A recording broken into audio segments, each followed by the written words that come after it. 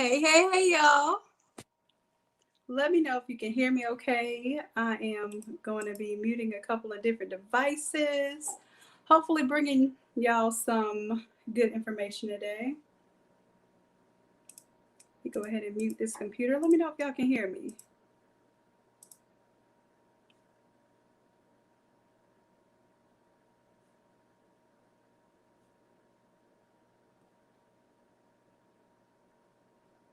And hopefully everyone comes over. Y'all forgive me. I am actually on one of the kids' computers right now. Trying to get things going for y'all today. Yes, awesome. What's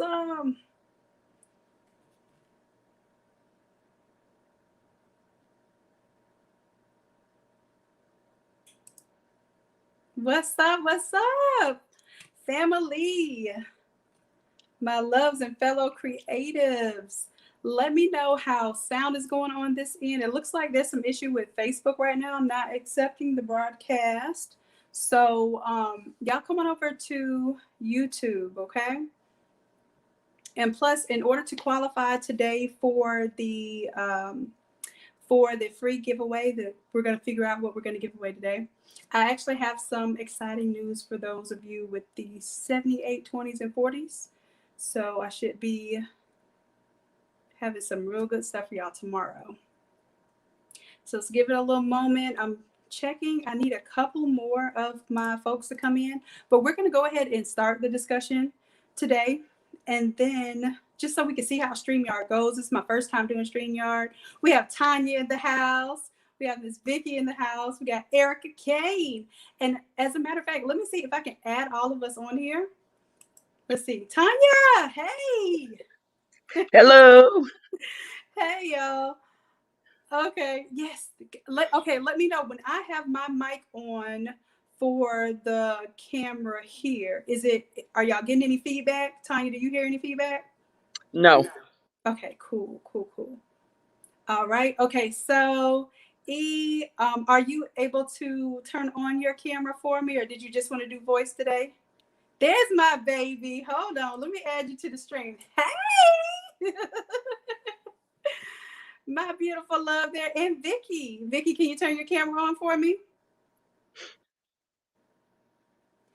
No, we're not. R1, and I know you had some Jules. Jules, you prefer to be called Jules. I know you had some questions yesterday. Please don't feel bad about asking questions. The newbie questions help us just as much as they help you. I promise you. All right, Vicky, let me know when you get your video started up for me so I can let you in. But I will let people know that you are here. And I had a couple of other people I was hoping would show up tonight, and they may pop in a little bit later. I know how the work week gets. So I was trying to do this during the work week. There's my Vicky. Hold on. There she is. Hey, gorgeous. Hi. Hey. How y'all doing? I'm doing all Good. right. Yeah. Awesome. Okay, so this is a new thing. It's like I feel like, what is it, the Brady Bunch, where we're all in these different little squares talking. All right, and let's see if anyone else joins in and is able to join in, because we had a couple of other people who's supposed to be joining us tonight. Then I think I'll see it and I'll be able to let them in. So you have to excuse my angle because I'm actually working on the computer in front of me, and then my little camera's to the side. So when we get ready to show stuff, I'll be able to do that with y'all. And I'm gonna get up for a second, turn my AC on, because I had this heat press on and it is a little bit, it's a little warm in here for my liking. Hold on.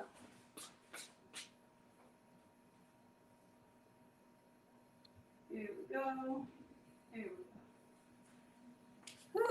That one little degree matters. All right, and yes, if y'all heard correctly, I have on my house shoes sliding around. That's what we get to do when we get to work from home, right? One of our luxuries. All right. So we're gonna start the day off. I want us to introduce ourselves first, and if I can get this thing I got my device super tight. Oh, there we go. Okay, so now at least I can see a little bit of my face. We're going to start by introducing ourselves. So I would like to start with Erica Kane, the one and only admin for the Innate Creators Facebook group. Yes, yes, standing ovation. Absolutely. Um, Hello, everyone. I am Erica Kane. I am the admin for NA Creatives with Shannon's group. And I need a big press and a big printer, and I'm here. Yeah, and now I want to tell you one thing about Erica. She came into this not really even wanting to know Photoshop, but because she was such a great help to me, and just wanting to help out of the goodness of her heart, she has really done all the work for the academy, learned everything that you all would even dream to learn with Photoshop. And without even thinking she was going to learn Photoshop, she's able to help people through the templates and the issues and design her own stuff. So my hat's off to you, Erica. You getting emotional over there? Yeah, that's my baby right there. Erica, we've come a long way together, and I just want to let you all know that Erica puts a lot into this group. She really has the kindest heart. She might be a little straightforward with her answers, and it's because she's answering 100 of the same questions every day. So y'all, Yes, please bear with us. straightforward. Yes, And I straightforward. Don't don't get get mad. Don't get right. mad. It's Don't get straightforward. mad. I've even become a more straightforward person. Y'all know I'm super patient and I will take my time and with anybody, but now I realize like time is limited and I gotta get to the point. So Erica's been getting to the point. I'm just learning. So thank you, Erica. We appreciate you. Bridget says she be handling. That's what I'm talking about, handling business. And Tanya, would you like to go next? Sure. My name is Tanya Jones, and I live right outside of Atlanta, Georgia. And I've been doing sublimation. Maybe this is year three. Uh, and so I really work my business part time. I'm a technology teacher full time, and that does keep me busy. But over the last summer, I bought a used 44-inch Epson, and it takes 8 colors. So I wasn't able to quite use Shannon's ink, but then earlier this year, when she suggested that 36-inch printer from Epson, the 5270, I think, I went ahead and just put that on the credit card that I had just finished paying off and felt so good about my. And Capital One's like, hey, you have an unusual charge. I said, oh yes.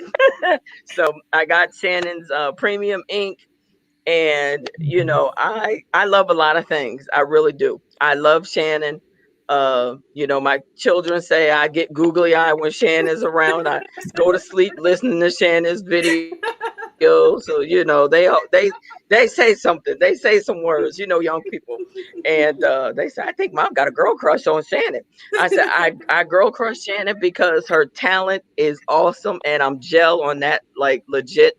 And I want to get to that level. So that's yes. When she comes around, I fangirl like crazy. I'm drooling. I'm looking. They like, what's up with her? I'm like, I'm telling you, when I say the bomb, she's it. So I got the 36, put that ink in and print it, and oh my gosh, I almost fell over. I was so in love with the colors. I'm so in love with what I do. I mean, I just need to do it more. That's my only Right. problem. I need to do it more. But if I'd be stalking Shannon, I'd be in the window looking like, what's she doing now? If it wasn't illegal. So I'm grateful to her that we've crossed paths, and that she is blessing us with her knowledge and just giving us the opportunity to grow. And that's what if you mention her name, you might get booted out of a group or two. You really will, because they call these other people the GOAT. This one's the GOAT, that one's the GOAT. But what Shannon does is legit. And if you're not willing to get your hands dirty, then you're not willing to play with the big boys and the big girls. And that's what she is. And you mention her name, and your post might not get put up, might get deleted, but that's okay. That means she is doing something right. Follow people, keep following. That's it. I appreciate that. Thank you so much, son. You got me over here getting emotional and stuff. So I appreciate that so much. And the words are real. Your love is real. Everything that you do, you've been working on from the very beginning. I notice your efforts. I truly do see your growth and really your dedication for your craft.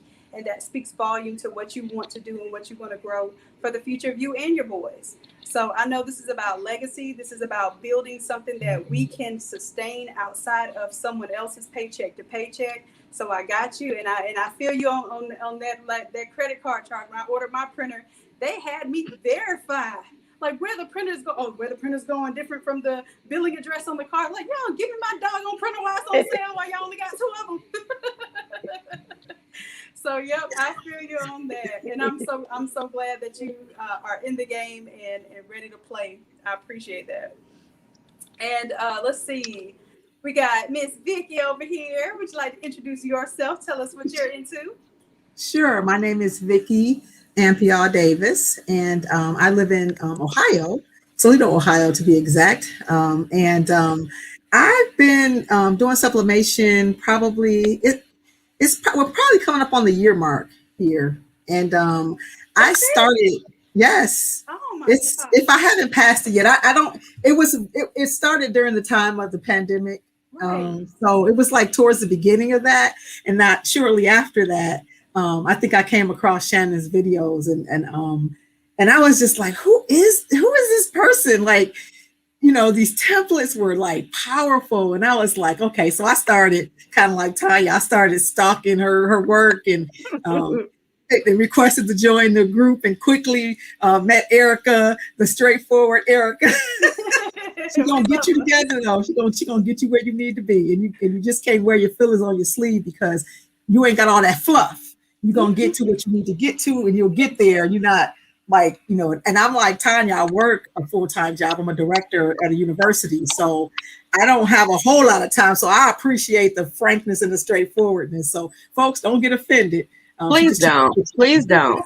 right. So I started with the academy. I started. I think my first month, I had purchased Affinity, and I was asking questions about how do I work with these templates. And Shannon, she quickly converted me over to a Photoshop. Come on over to Photoshop. Just for Y'all, just take a little bit. listen. Yeah. Photoshop needs to give her some. She needs to be an affiliate member. They need to give her some stock or something, because Shannon will get you together with Photoshop real quick. But so anyway, I purchased a couple of Affinity templates, and then before I knew it, I was in classes, and I think I was in like the first group of the academy because I'm like right up on task, right? Right. So I've been here for a minute. I think after my first month, I became a VIP member, so I had to scale up and level up and get in those classes. And I started watching the videos about these large format printers. I think I was like in the first class for the I call it the sauce. She called it the slicer, but I call it the sauce, of course. We might need to So I was trying to give it a jazzy name. She says, "No, but we slice and stuff." I'm like, "No, this is the sauce right here. This is gonna give me on those all over shirts, right?" So I made my first shirt in that first class with my husband and I, and my husband was just like, "Wow!" He was just amazed, and so since then I was, just all that tape, and that was a long class. It was we must have been up. Oh yeah. So I quickly learned that I wanted to have a large format printer, and of course, Shannon had a video out there about that the Epson 7270, and I was like, okay, I'm on a hunt. I'm looking, and so I found one, and of course, I started using her ink prior to the 44-inch, and absolutely love. I started with the ink for the I have a Epson 15,000, and I started there. But then when I got that 7270 and got that ink, yes. I don't even know how to, like, y'all, it is something to behold. The colors are always right. It's fail proof. Like you don't even have to like think a lot about it. So I'm a big fan of the ink, for both my printers. And so I've been here. I guess you can call me a lifer at this point. Well, you definitely have us for life. We're glad to have you for life too. So we are definitely invested in this together. And I really want to speak volumes for you, Vicky, for you to have been doing this for a year. Um, I didn't know it was just a year. I really thought that like this is something that you had been doing for quite some time, because even the way you pull your website together, your items, you're seeking the next iteration of improvement for even when you told me about the Customizer, that app that you can attach to Shopify. I know, like your heart, if you're in academia and even as a director and in those kind of administrative capacities, then you're always thinking of how can I improve, how can I be better, how can I make a process uh, just run on its own. And that's exactly how we are as like minds, all of us, because we're constantly trying to improve iteration after iteration. And I need y'all's help to do that, because honestly, half of the solutions that we've come up with has been because you all have presented with the problem, like the sauce.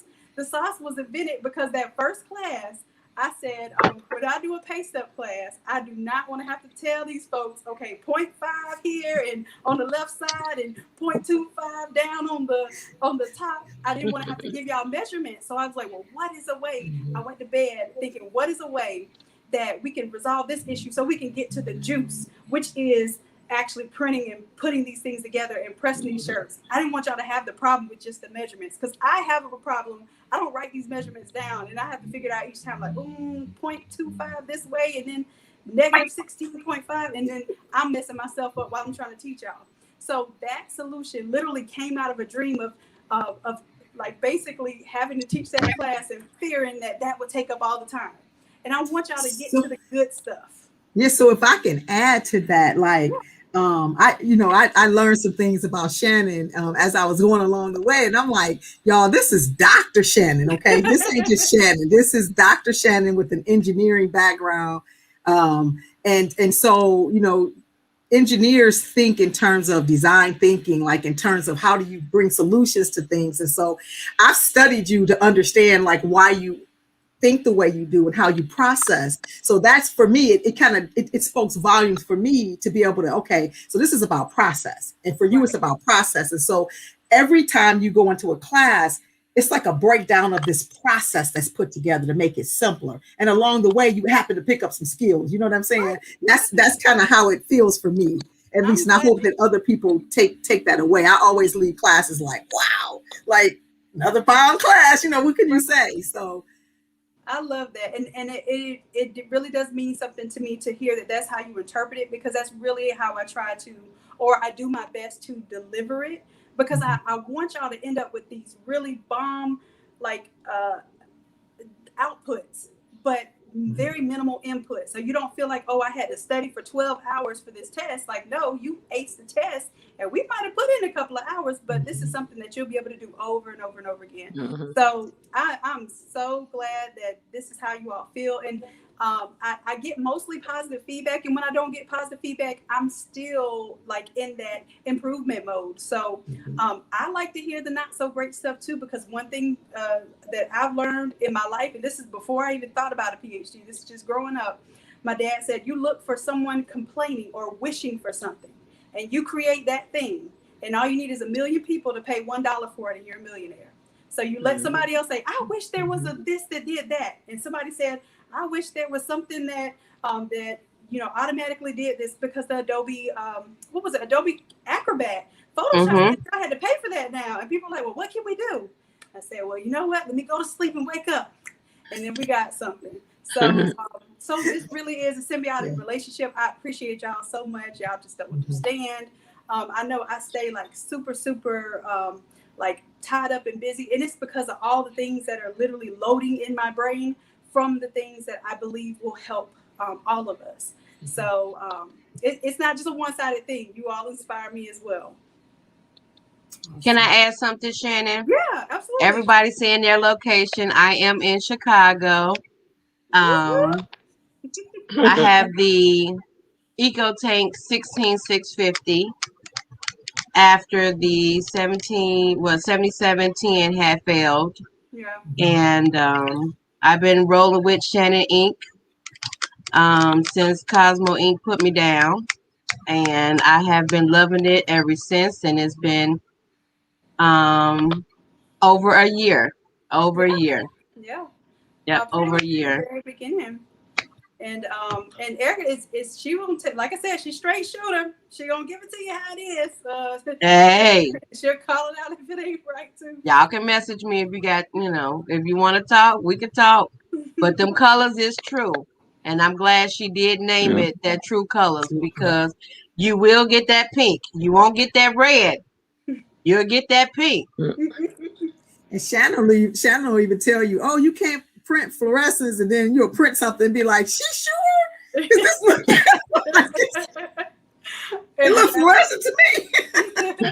The colors be popping. It's vibrant, but I try to, you know what? I try to make the expectations real too, because there are going to be limitations with anybody's ink, and I never want to put other people's stuff down, but I do want to, raise up where we really stand out, and we stand out where a lot of the others do let folks down. And my thing is, we're all about beginners not looking like beginners. Beginners, you come with these templates. It looks like you've been designing in Photoshop for decades. That's how I want your designs to look. I want your ink to look like you're not making a mistake and you thought it was royal blue. You done printed up 50 purple shirts and the school is royal blue. I don't want you to have those kind of mistakes out the gate. So if we can cut down on those errors as you're building and growing, then you have less waste. You have, less cost, and you can really grow your business probably faster than you can imagine. I can't imagine if I had these templates and I was out the gate. I don't know if some of you know, I had a brick and mortar store in Marianna, Florida for 3.5 years, built it from the very, very ground up. The reason why I even started the brick and mortar store is because I had my niece and nephew all by myself. So I had a 7-month-old and an 18-month-old pretty much on one on each hip. Yeah. And this is while I'm doing my PhD program. I actually had to put my PhD program on hold to get things together. And one thing I had a choice, and the choice was I could go to a job that was like at the library in, Jackson County is a real small area. And my granny was telling me, she was like, well, you can apply that job. It just says you need a master's degree to be the head over the library. Don't you got 2 of those? And I was like, Granny, technically yes, but if I were to go that route, I would have been working for this $50,000 a year job. I would have had to because at the time we had just started Innate Lab a couple of years prior to that, and my dad had passed. So this was like our legacy. I knew that this is why he retired. He worked his whole life in the prison system. Really, really great-hearted man. All the especially in the ladies' prison, the women all called him Dad or Pops or something to that degree. So they even named the dining hall at the prison after he passed away. They named it after him. So yeah, that's nice. In the prison. So that's the type of personality that I grew up with, and I knew that he always had this entrepreneurial spirit, but he put it to the side to raise 2 children, as a single Black father. So it was not easy. Half the time people thought he had kidnapped a couple of Mexican kids. So it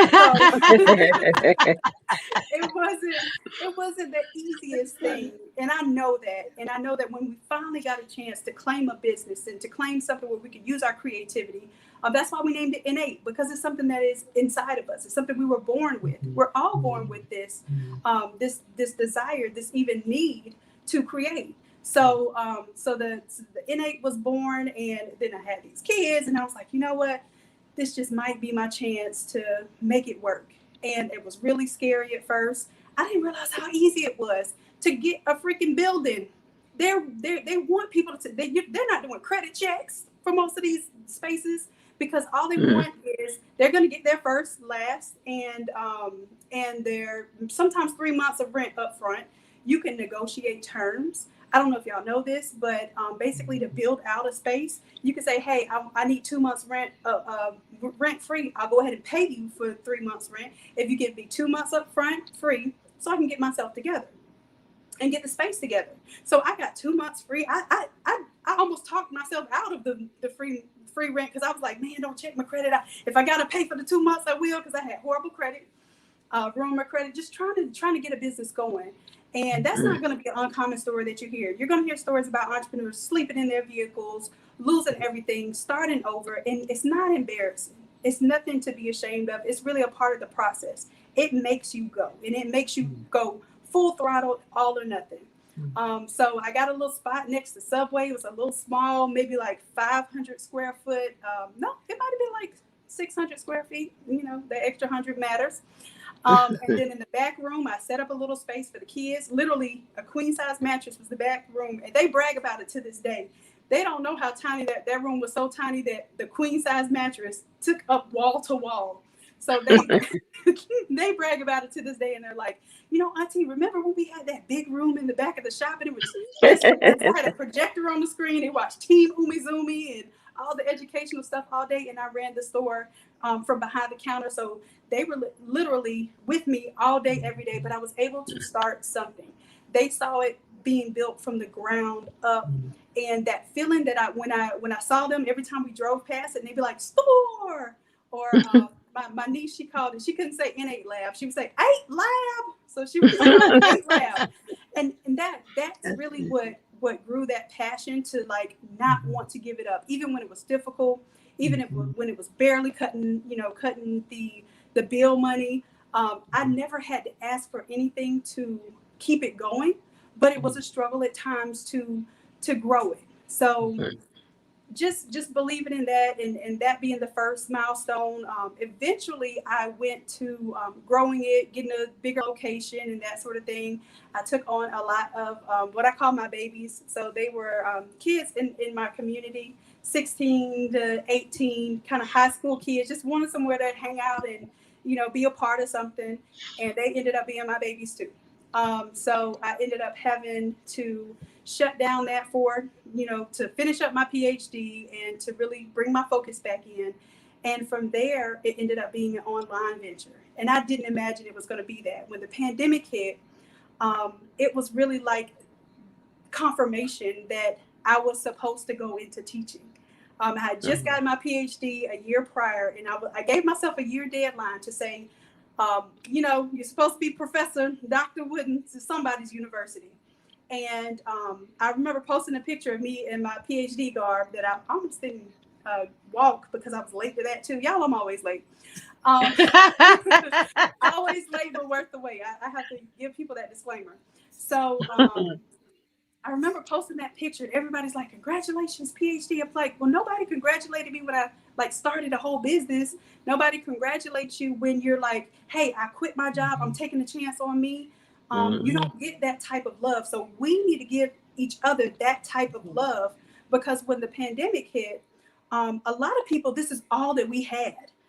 This is all that we were able to run our households off of. We had to use our creative skills. We had to use that little printer over here and fill it with this ink from over there and make some hustle work. I went to the flea market, y'all.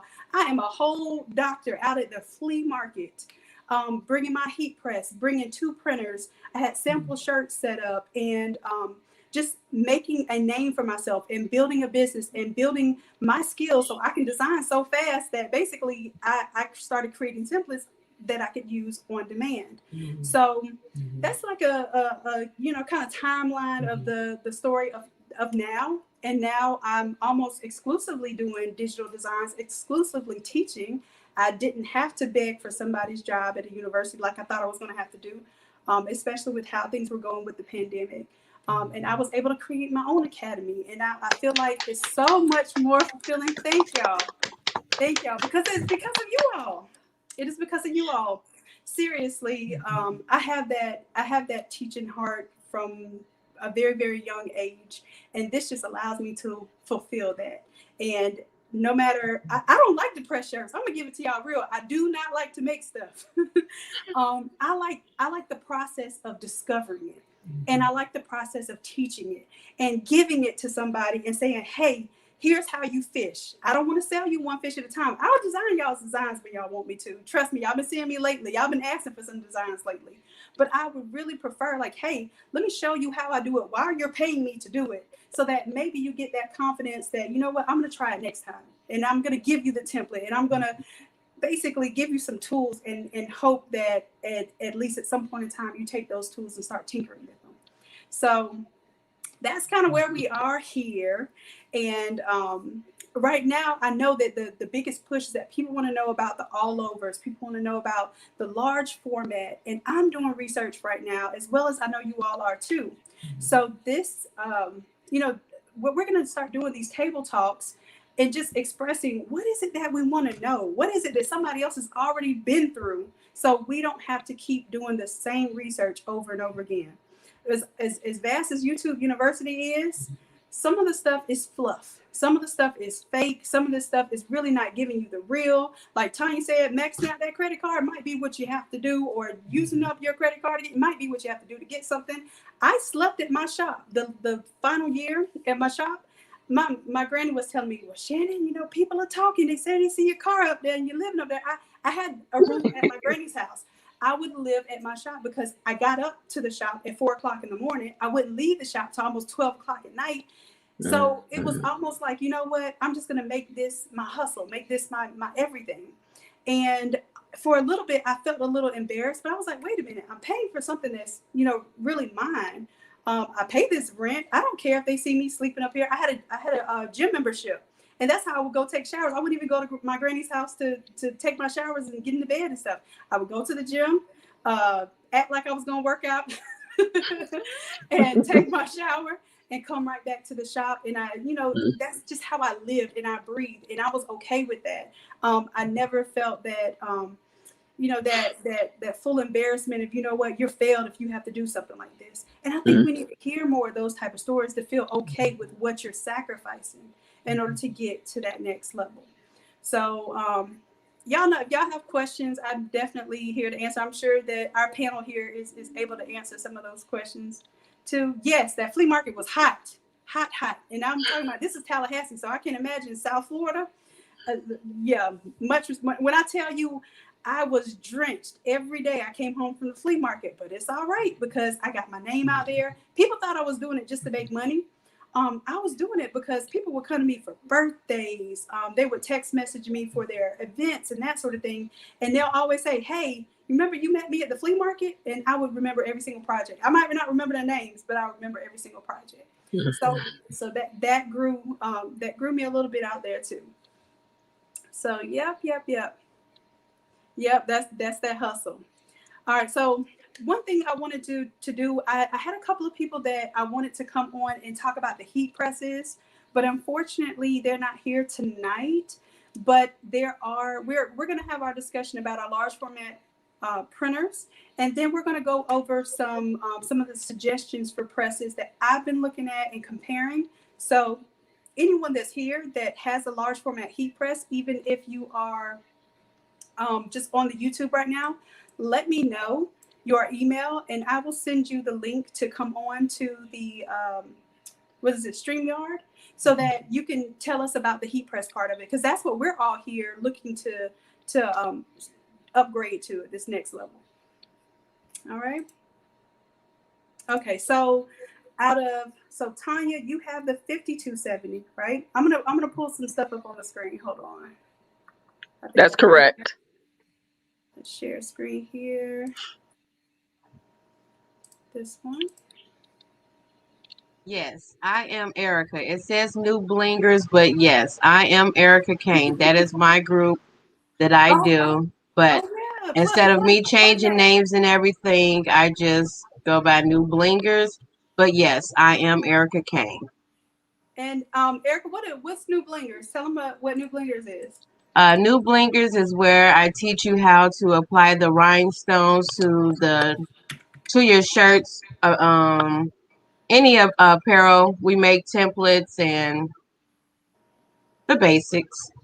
Yeah. So if you're getting into bling, and one of these days, Eric and I, we're going to do a joint session where we do a bling on sub kind of task. We got to figure out when we're going to do that, because that'll be really dope. And as long as you have a cutter, right, E, you can do bling. So as long as you have a Cricut or a Silhouette Cameo, you can do it. Right. So yeah. That's absolutely something that I think you all can start looking at, add-ons to your business. I know some people do sublimation, they'll do vinyl, screen print. If y'all aren't doing screen prints, I definitely think you should be doing the plastisol transfers at the minimum. or Mhm. outsourcing screen prints, that's pretty much easy money. And it only takes about 7 seconds to press each of those things. So we know with Mhm. sublimation, we're at that heat station for a long time. But in 7 second shirts, you can pull those off very easily and offer deals for small businesses, churches, family reunions. I offer a $6 deal. Well, I'll say, hey, get at least 30 shirts, and I'll do your shirts for $6. And you get your gilding for around about a $1.50, $1.75, depending on what color you're using. You get those prints from somewhere like FM Expressions. I've had FM Expressions, the stalls, but I'm not gonna lie. I use the FM Expressions because it's the least expensive, especially for a small order. And I'm literally making $4 profit on a shirt, even if I'm only doing 30 shirts. So I want you to start considering those type of things. These are things we'll Mhm. start talking about too, to add to your businesses. Blinging is that thing that not everybody is doing. So if you're able to learn that process and you can easily fit it into your current equipment without buying anything extra, then that's already a plus. It's already, the equipment is already paid for. You have the cutter. All you need is your stencil flocking, and start, investing in a couple of stones. Just start off with just clear stones. And then once you Mhm. start seeing that people want all this, then you start collecting your colors, just like you did with vinyl. It's the same process. So absolutely. All right. So we're going to get into right now. I want everyone in the comments to tell me what type of printers you all have. What type of printers you have right now. Just and also we're going to be doing some giveaways. So make sure that you're commenting and participating with us, and let us know. And there is a little lag, y'all. So we'll give them a chance to comment here. And let me know, ladies, can y'all see the comments as well, or is it just me seeing them Mhm. on my end? Can y'all see them We on the can, StreamYard? I can see it though. Okay. Yeah, so Charmaine, she said she wanted to learn the blinging too. All right, so let's see. I don't see any comments. Um, you If know you what? go, Press the comments at the top instead of Mhm. private chat. Just press the comments next to that. Oh, you know what? Oh, I'm okay. glad you said that because I'm seeing private chat over here. It's my first time seeing private chat. I see y'all talking to me. Hey, y'all. Oh, I All right. see it now. Thank you. You're yeah, because welcome. I'm replying from the other laptop on YouTube. So Oh, I was wondering how you were doing that because there's no place to put comments. I was just like, multitasking, what Shannon said she can't do. I love it. Yeah. Well, y'all, Hey, y'all know I'm Shannon, the there is opposite. a person from, is it something printing, ladies face printing Oh, Ladyface, yeah. in the Let me tell you. comments. So you had the 31 by 39 press and the 24-inch printer. Do me a favor, love. Give me your email, and I'm going to now. Let me see. If she can message me, Shannon, I'll send it over to you. Okay, cool. So yeah, if you can message Erica, then we'll send you the link to the StreamYard so you can come on with us. Don't worry about what you look like, because I was gonna put on makeup and put some mascara on and all Girl. that stuff. And I was like, girl, I'm gonna do this table talk. And yeah, y'all gonna get me at this table like I was ready to eat and go to bed. That's what kind of table talk y'all getting tonight. Listen, that's also part of the process. Right, exactly. So when y'all see me looking real fancy, it's because I got time. Got time today, huh? Oh, and if y'all remind me, I'll show y'all my little y'all were asking me about my little cape and stuff. Oh yes, that dress. Yes, as a matter of fact, let me see. I'm gonna show. I got it on my little mannequin over here, y'all. And I'll show y'all my setup today too. Part of it anyway, while we're waiting on that. But let me see what y'all can see. Oh, Hold no, on, I let me see. make it full screen for a second. Show y'all So my mess. So whoever has the large format printer and the large format press, please inbox Erica Kane in the Facebook group. So I will go ahead and send you the link so you can go ahead and join us. There you go. That. Thank you, E. When I tell y'all, is a godsend, because I make stuff extra complicated, sign myself up for all kind of work I can't even afford the time to do, and she just Now, make it to the point. Now, Danica, how am I gonna send you an email? What is it? Gmail, Yahoo? What it is, girl? Look. Oh yes. And you know what? I think I thought I had sent an email, and I don't know if maybe I didn't have people's emails correctly, but I did. I sent this out. Y'all forget. I don't know what y'all looking at right now because I'm changing my little camera stand so it's higher. But yeah, I definitely wanted you on tonight. Let me see. I'm setting my tripod up a little higher. Look, Corey said she been trying to join for the last hour. Cause I thought we all supposed to join. So Oh, you know what? Somebody else was like, "Where's the Zoom link?" I was like, "Oh, we can."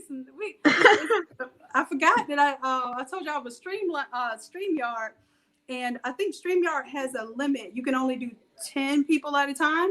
So what we'll do, if there are multiple people that we can't fit the 10 in, then we'll switch out. But let me see if I can take y'all over to my little creation. Y'all don't judge me and everything that's in my house right now. My whole downstairs is workshop.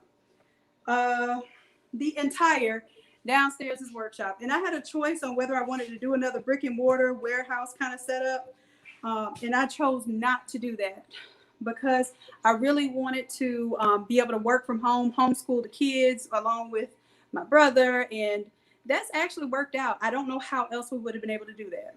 So anyways, this is my little creation here. It's the comedians. I work for a comedy show. And I literally made it with my girl Q, Karita. I don't know if she's here tonight.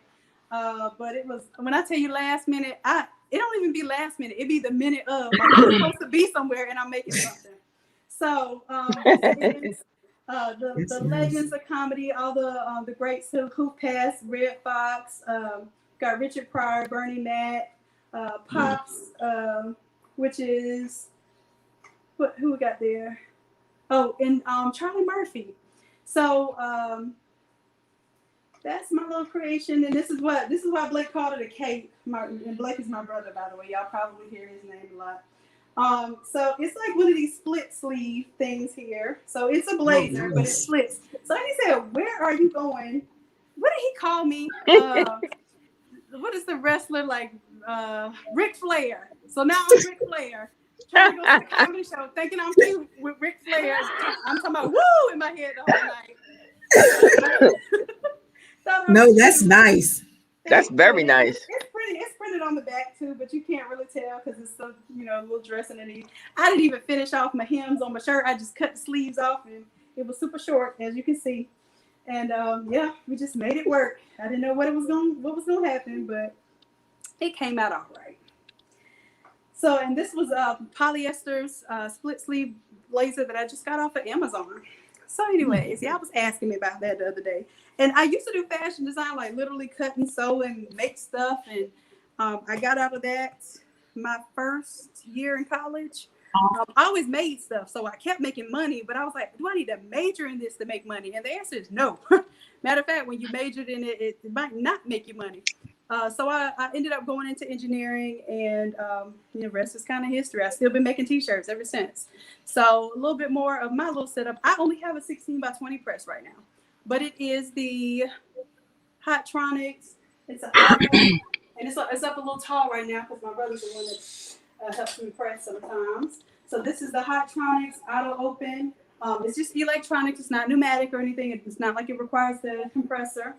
I have a couple of tables here because that's what I use to hold up my board when I'm doing my all over shirts, which y'all have seen me do that. This is the big boy here. That's the T7270. And we'll look that up today, how much it costs and whether they have any in stock. But this is what I sell the conversion kits for, and I'll show you that stuff later too. I'm sure we have plenty of questions. Over there in the back, you'll see that I have the inks for the large format. I have the big bottle inks for the 7710s and 20 desktops. I sell the big 1,000 milliliter bottles. And then I also have just our standard true colors.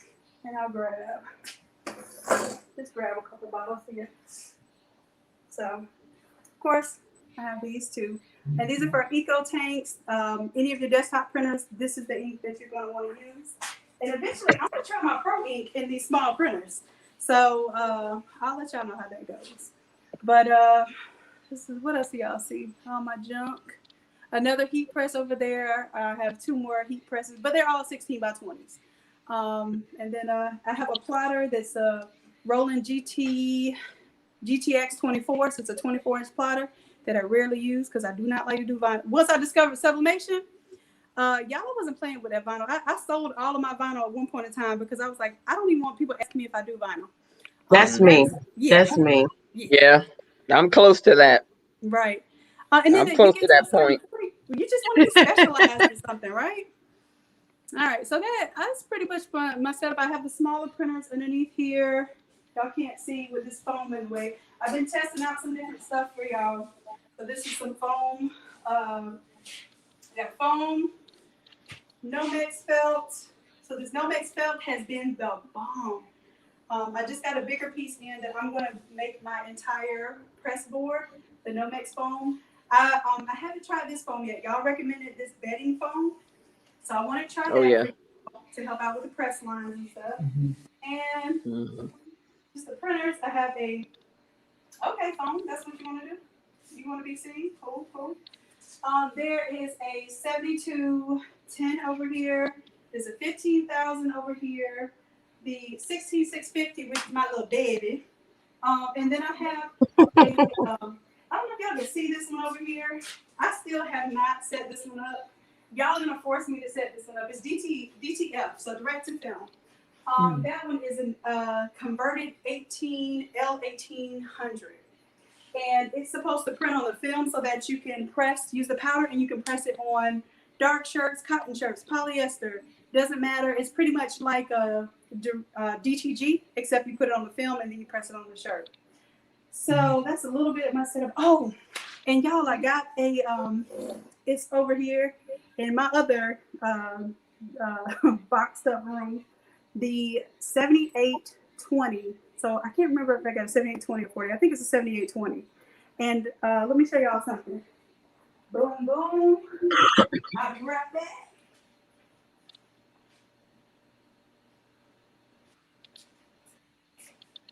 So when I tell y'all that y'all are my inspiration whenever y'all have a problem, and I am for certain on the hunt for you all, check this out. Ooh. Y'all see them chips on there? Do you see them chips on there? Chips on there?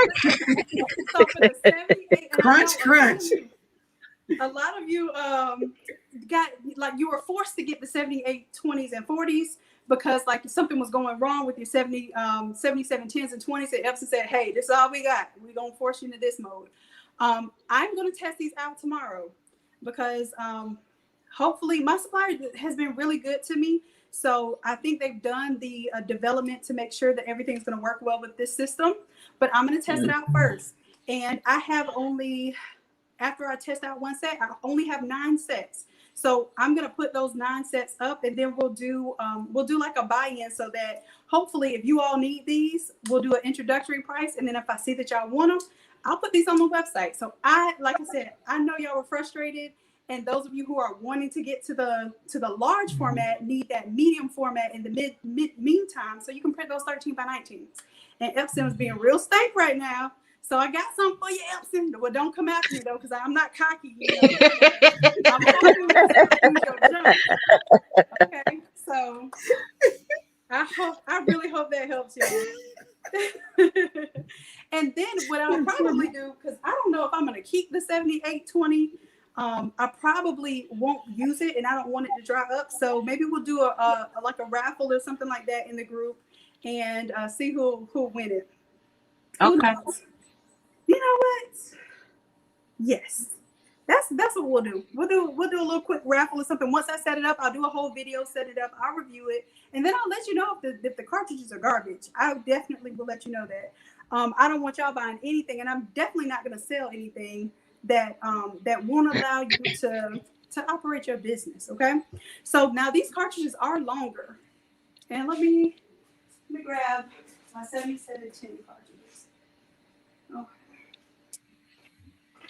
So these are the 7710s that I sell, and up against, you see they're longer.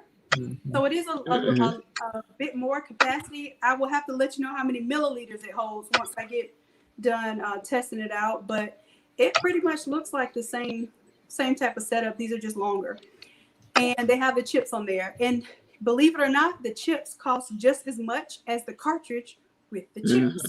So, and you have to change these chips out every time it tells you it's empty. They're not the ARC chips, which are the automatic reset chips. They're not ARC chips. So right now, what people are doing is they're buying these with no chips on them, right? So those are the chips. So they have no chips on them. And what you have to do is you have to buy a set of Epson pigment ink just to get the chips off of them and pop them on there. So at the very least, these are going to come already ready. You're not going to be playing with popping no chips off of nothing and cutting yourself up trying to basically take off a chip and put it on this device. It's already going to be on there. And then we'll do pre-filled cartridges. So, and we'll do the pre-filled cartridges at the same cost of the empty cartridges, just for y'all to try out the ink, okay? So I'm excited. If we can get that going, I'll let y'all know if it's garbage or not. But I will tell you, it is expensive. And my best recommendation for you, like honestly, is to, if you're gonna go with the 70 or the 13 by 19 setup right now, can y'all see those back there? Here's the deal. And I know I can make a lot of money selling these cartridges because nobody else, I think, even has them right now. I don't know anyone that I've seen that has them. But if you can afford to, and you're on this line right now, like, hey, do I buy this $250 13 by 19 printer, or I have to pay so much for the cartridges right now, or do I do the 15,000 is around $500? It's EcoTank. I will tell you some issues with the 15,000. It comes with dye ink setup, right? So it's not exactly pigment ink that it is formulated to work with in the beginning. So it has pigment ink for the black only, and then for the color cartridges or for the color reservoirs, it is supposed to receive dye ink. Now, I've had the True Colors ink in this 1500 ever since I've had it. It was in the box from September, October, November, December, January, February, March, 7 months. I had it in the box and didn't use it. With the True Colors ink, it didn't clog up. I did have to run a couple of print head cleans just to get my lines to come back, but it worked out well. Now, I've heard other people tell me that whatever ink they put in their systems, they can no longer use their 1500s. It's like completely like one color's clogged up. There's nothing they can do about it. So I'm just letting you know that I've had the True Colors ink in there. I've had it stagnant. Don't do that to your printers, because I'm gonna tell you to be better than me, right? So never set them up for that long. You should be printing basically daily on your printer, to be real. Even if you're just printing like a little something that has each of the 4 colors in it. Go to the Innate Lab website and download. There's a free, if you type in the word free, you're going to see some free resources, and you'll see a CMYK color sheet. If you just printed that every day or at least twice a week at the minimum, you won't have to worry about those issues with your printer, just like totally not printing, especially when you have a job to do, okay? So the 15,000 prints at the same speed as the 7710 or 20. They print about 9 pages per minute, but if you can upgrade to the 16650, Erica knows what I'm talking about. The 16650, it is a pigment system. So all the inks are pigments to begin with. It's accepting and expecting to receive pigment ink. And that one prints a 13 by 19 full color in like less than 35 seconds. If you have ever waited for a 13 by 19 from your 7710 to 20, you know you're sitting there 2.5 to 4 minutes, depending on whether it thinks the blank ink is empty or not. So I wanted, to give you all that option before you all go out just thinking, the 78, 20s, and 40s are your only options. There are some other slightly more expensive options that may end up cheaper in the long run because you won't have to worry about this whole cartridge issue. Epson is getting serious about these chips. They don't really want people converting these printers. They want to sell Epson sublimation printers. Problem is they don't have these Epson sublimation printers ready for us either, right? So, right. So the up from the 16650 is the F570. Now, I do not have an F570. I'm actually searching for one to review, and it's out of stock right now. So I was going to buy one just to, Mhm. kind of take you all through the ropes and let you know what I think about it. But it's a 24-inch printer.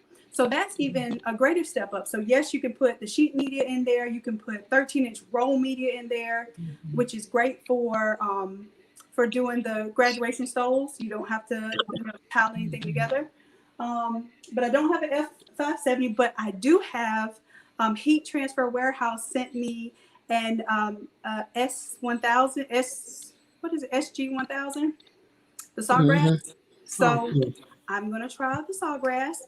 That might be an alternative to this Epson solution right now. But most of you are at the very minimum wanting to at least have a 13 by 19 solution.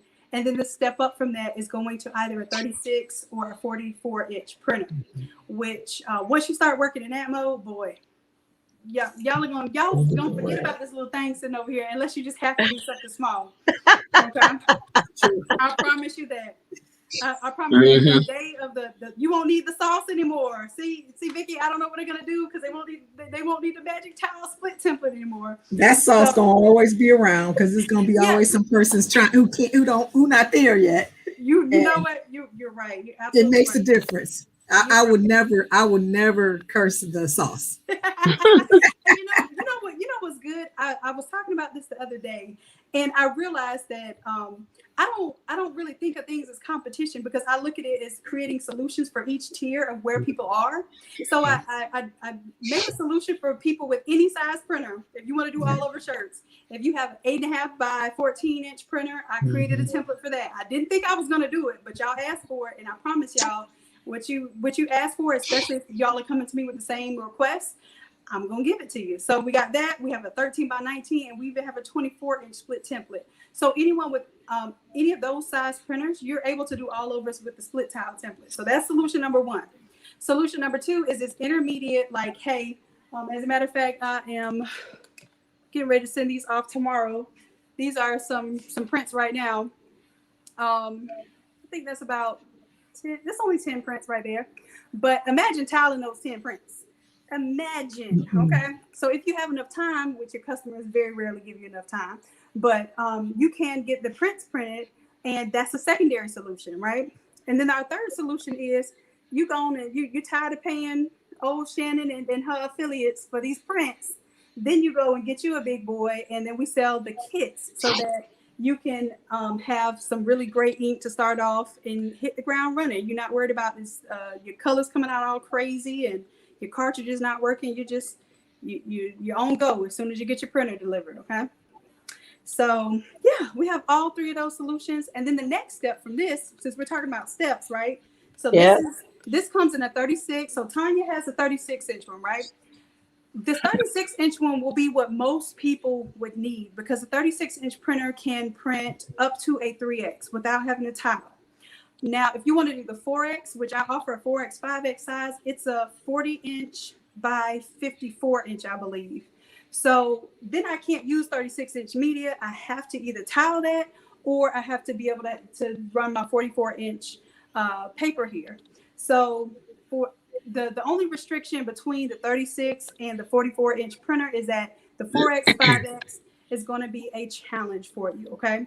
And especially if you're printing these and pressing yourself, it's not that much of a challenge because you could print off an extra strip to do a 4X or 5X. If you plan on selling prints, then you're just limited to selling up to a 3X. And I know some people in their stores, they don't offer over a 3X because those 4X and 5Xs, whew, let me tell you a story. I had an all over shirt order that just had two 4Xs or like a 4X and a 5X, right? Y'all want to know how many 4Xs and 5Xs I messed up on that order? I messed up 6 4Xs and 5. Do you know how expensive those shirts are? Because I have to get them Mhm. for paper.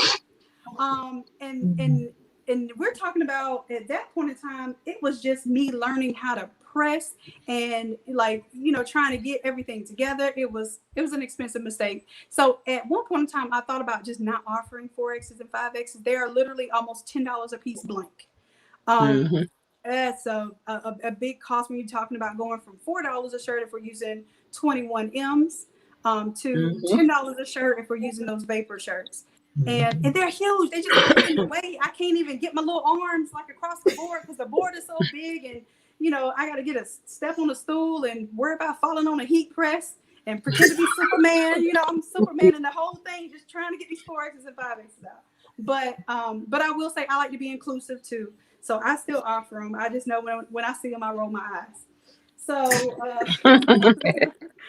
that's the We next love step. your transparency. Yeah, I'm gonna give it to you real. And the thing is, I never want to set anybody up for failure. I want you to know what you're getting yourselves into, as well as what you can look forward to. So my next step from this one, right? This is a converted printer. Some of you here probably have this too. The Epson F6370, I believe. Sometimes I get my numbers mixed up, but that one is a specific printer for sublimation, 44-inch printer, and then they go up from there, but we ain't even gonna talk about those yet. They have big old 64-inch printers and printers that will automatically print on the fabric, and then you just cure it with some some dryer heat around it. That's getting big boy mode. Like you basically better have a whole manufacturing facility if you plan on doing that. But the step after this one is probably the last step that in our community we're even interested in. That 6370, the F6370, is a little bit different ink than what I have in here. It's bags of ink, and I will start offering that as well. But I tell people for that one, don't use third-party ink until your warranty is up. Okay, because with that sublimation printer, it's about $7,000 out the gate, and you don't want to use a third-party ink for a sublimation printer until your warranty is up. That way, you can make sure that Epson has no excuse but to help you when you have any issue. I'm talking about if that light is too bright, you call Epson and you tell them to fix it. If it's making a weird sound within that first year, tell Epson to come fix it, because it's going to be quite a big deal after the fact for you to have services done on that printer out of warranty. Okay. So I think we've gone over all of that. Let me see if let's see what we got here as far as guests now. And, I got something pinned here. How do I unpin it?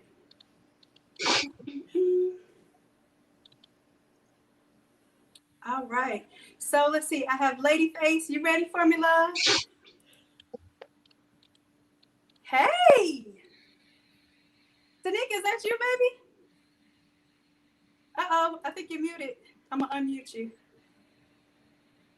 Oh, I can't unmute you. You gotta unmute you. Can you hear me? Yes. Now we can. Okay. I had to turn the volume down on my computer too, because I'm watching both ways. Yeah, and I'm kind of trying to figure this thing out. So this is kind of fun. I like this. Me too. And I see we have Kim. Hey, I'm looking like, look, I don't have my hair done. Something. What's How you you in doing? a haunted house right now? We can't see nothing. Okay, let me turn the light on, girl. I was looking like a little boy a little bit, so let me turn the light on. Hey, y'all. Hey.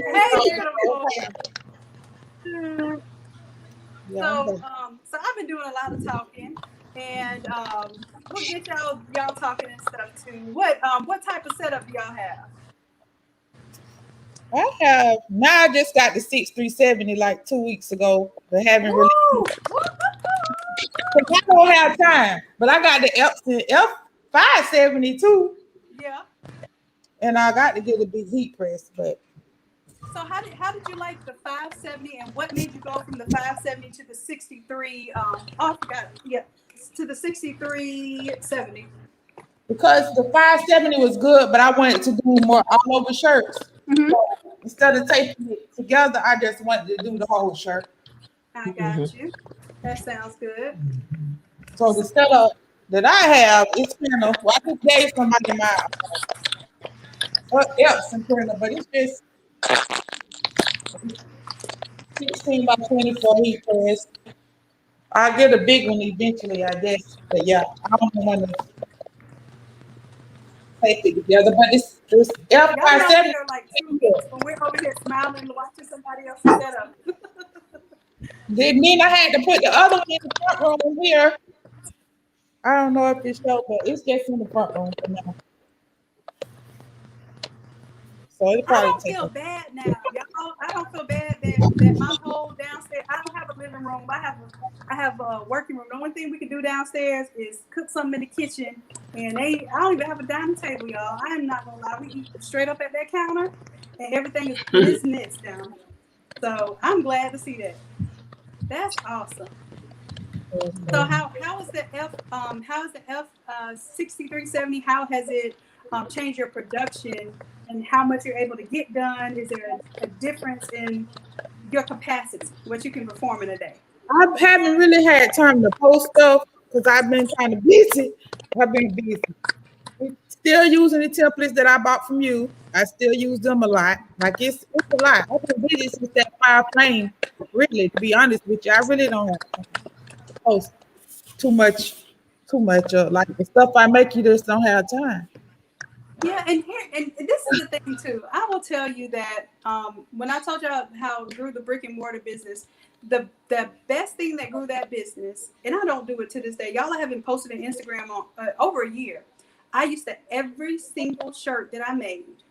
I snapped a picture of it before it went out the door. I tagged the customer to let them know, hey, your order is ready.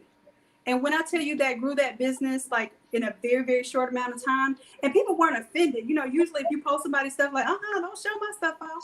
They were like, oh, cool, my stuff is ready. And then they would share the picture with their friends on Facebook and Instagram. And because they were tagged in it, it was like something that it was cumbersome to do it. I'm not gonna lie to y'all, posting a picture of every little thing, but that word of mouth spread, and then I had people even start asking me for online orders because at the time I was only doing local stuff. So even if we can get like and this is what I want to get. I want to get kids on this type of stuff because if you can post, you don't have the time to take the pictures. But tell them kids like, hey, as soon as I'm done with the shirt, go and take a picture for me. They on this TikTok, they're on this Instagram more than we are. And that is a way that they can truly be like a part of the business and understand, hey, this is my legacy too. This isn't just, mom working her butt off. This is really what I have a chance to inherit. And I think that kind of draws them. They feel useful and they really are helping out because that one little post that you don't post, if they get it to 100 people, that's a potential another 100 customers. And if we start implementing those sort of things, I think it'll help out too. And even when we don't have help, take on an apprentice. Sometimes apprentices are, I ain't gonna say sometimes. Apprentices are work, okay? They are, but they're there to help. You understand? So if we can get somebody that wants to learn what we're doing and at the same time can help us out with some of the, I call them the mundane tasks, the things that we don't want to do in a day. Printing out the order forms, lining up the shirts, folding up the, I can't tell y'all how many days I just let boxes of shirts just sit there because I wasn't finna fold them up myself. Organizing inventory. Inventory comes in, y'all, we don't even count the shirts. These people that gave us all kind of miscounts and we don't even know because we're just so inundated. But somebody around you wants to learn. Somebody around you, just like we're learning from each other online, somebody around you really wants to shadow you. And if you can find a person who's willing to basically work, if they'll work for free, then they'll find a way to earn their stay, right? So I want us to kind of consider that as part of our growth because it really is, it's that next stepping stone to, hey, my hands are too full. I can't fit nothing else. I have no room for growth because my hands are full. I'm holding the bag that I can hold, but there's a bag over there that's way bigger that I need to be able to access. And that's a point I would like to stress to you all as well. I got you back on here, Danica. Was it Danica or Danica? Danica. It's Right? Danica. You said it right the first Okay. time. I was like, first, it was one of them. I'm gonna get it right.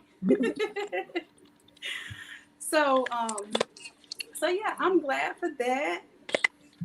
And let's see if we got some questions that we can take here. And y'all, I don't know how to get this little thing off of here. Hold on. How do I take this? I done pinned your comment. So yeah, go ahead. Give us a rundown of your 24-inch printer and your 31 by 39 press. How you liking that? The press, I actually just got it a couple weeks ago. It made the process a whole lot easier. And then December, I think I got my 24-inch printer. It's the F570. So I'm like him. I have that one. I'm currently waiting to get a 36 inch. So as soon as they get that in the warehouse, they're gonna ship that out to me. So I'm waiting on that to come in. But it made my work process a whole lot easier. I'm able to comfortably offer all over prints, because at first I was doing it with the 13 by 19, and I always would get that little funny looking tape line on there, and I was just like, I'm really don't have the time to kind of focus and learn this right now, and I don't want to give out, a bad product to my customers, so I just didn't offer all over prints at all. But now that you created that toweling template, and then I have this bigger press, it made everything a whole lot easier. Awesome. eBay, if anybody looking for one, that's where I got it from, off of eBay. The heat press. Yes. Okay, Okay. let's look it up. And that's what we're here to do too. So The it's big this one right thing. here. Let me look that up while you showing it. Now, is it a single phase? I don't know how to switch the camera. Now, how do you Yes, have it's your a heat single press? phase. I'm sorry for interrupting. Go ahead. So it came in already on the crate. Uh-huh. The wheels we got rolling wheels on there. So it has its own You built-on didn't have to stand. assemble that. Okay. Yeah. No, I did have to assemble it. So I did have to I posted in my neighborhood app, and then I wind up getting some missionaries. It took about 3 of them, and then plus my son, to help me lift it up on top of the crate, and then I screwed it in.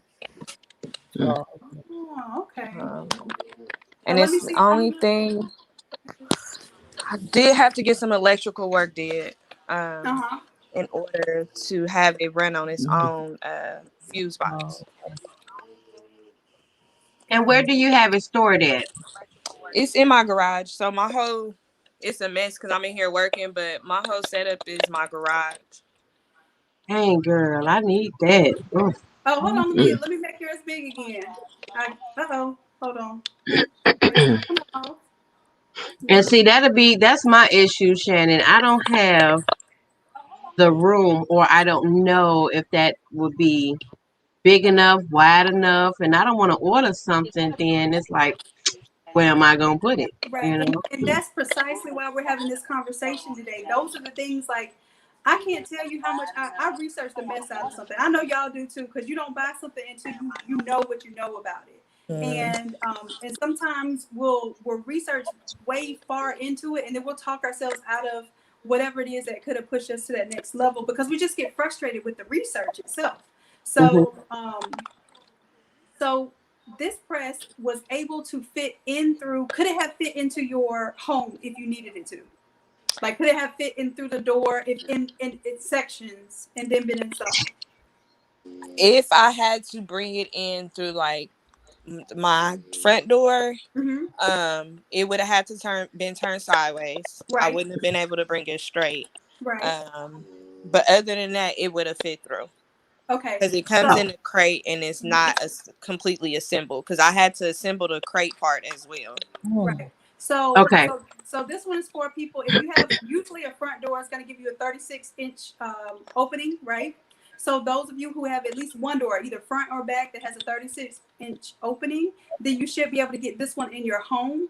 I'm going to show my screen for just a moment, and let me know, Tanika, which one. Remind me again. Tell me again how to say your name, because I feel like Danica, you said it right. Okay. All right. I've been second guessing. I get real self-conscious because my name is Shannon with one N in the middle, and every time I see my name with two N's, I'm like, oh, my daddy made me different for a reason. Because I sure spell it with two N's. I'm sorry. And I show be like, it's one N. I'll be correcting people. Because I hate for somebody to be like ERICKA. No, it's ERICA. Yeah.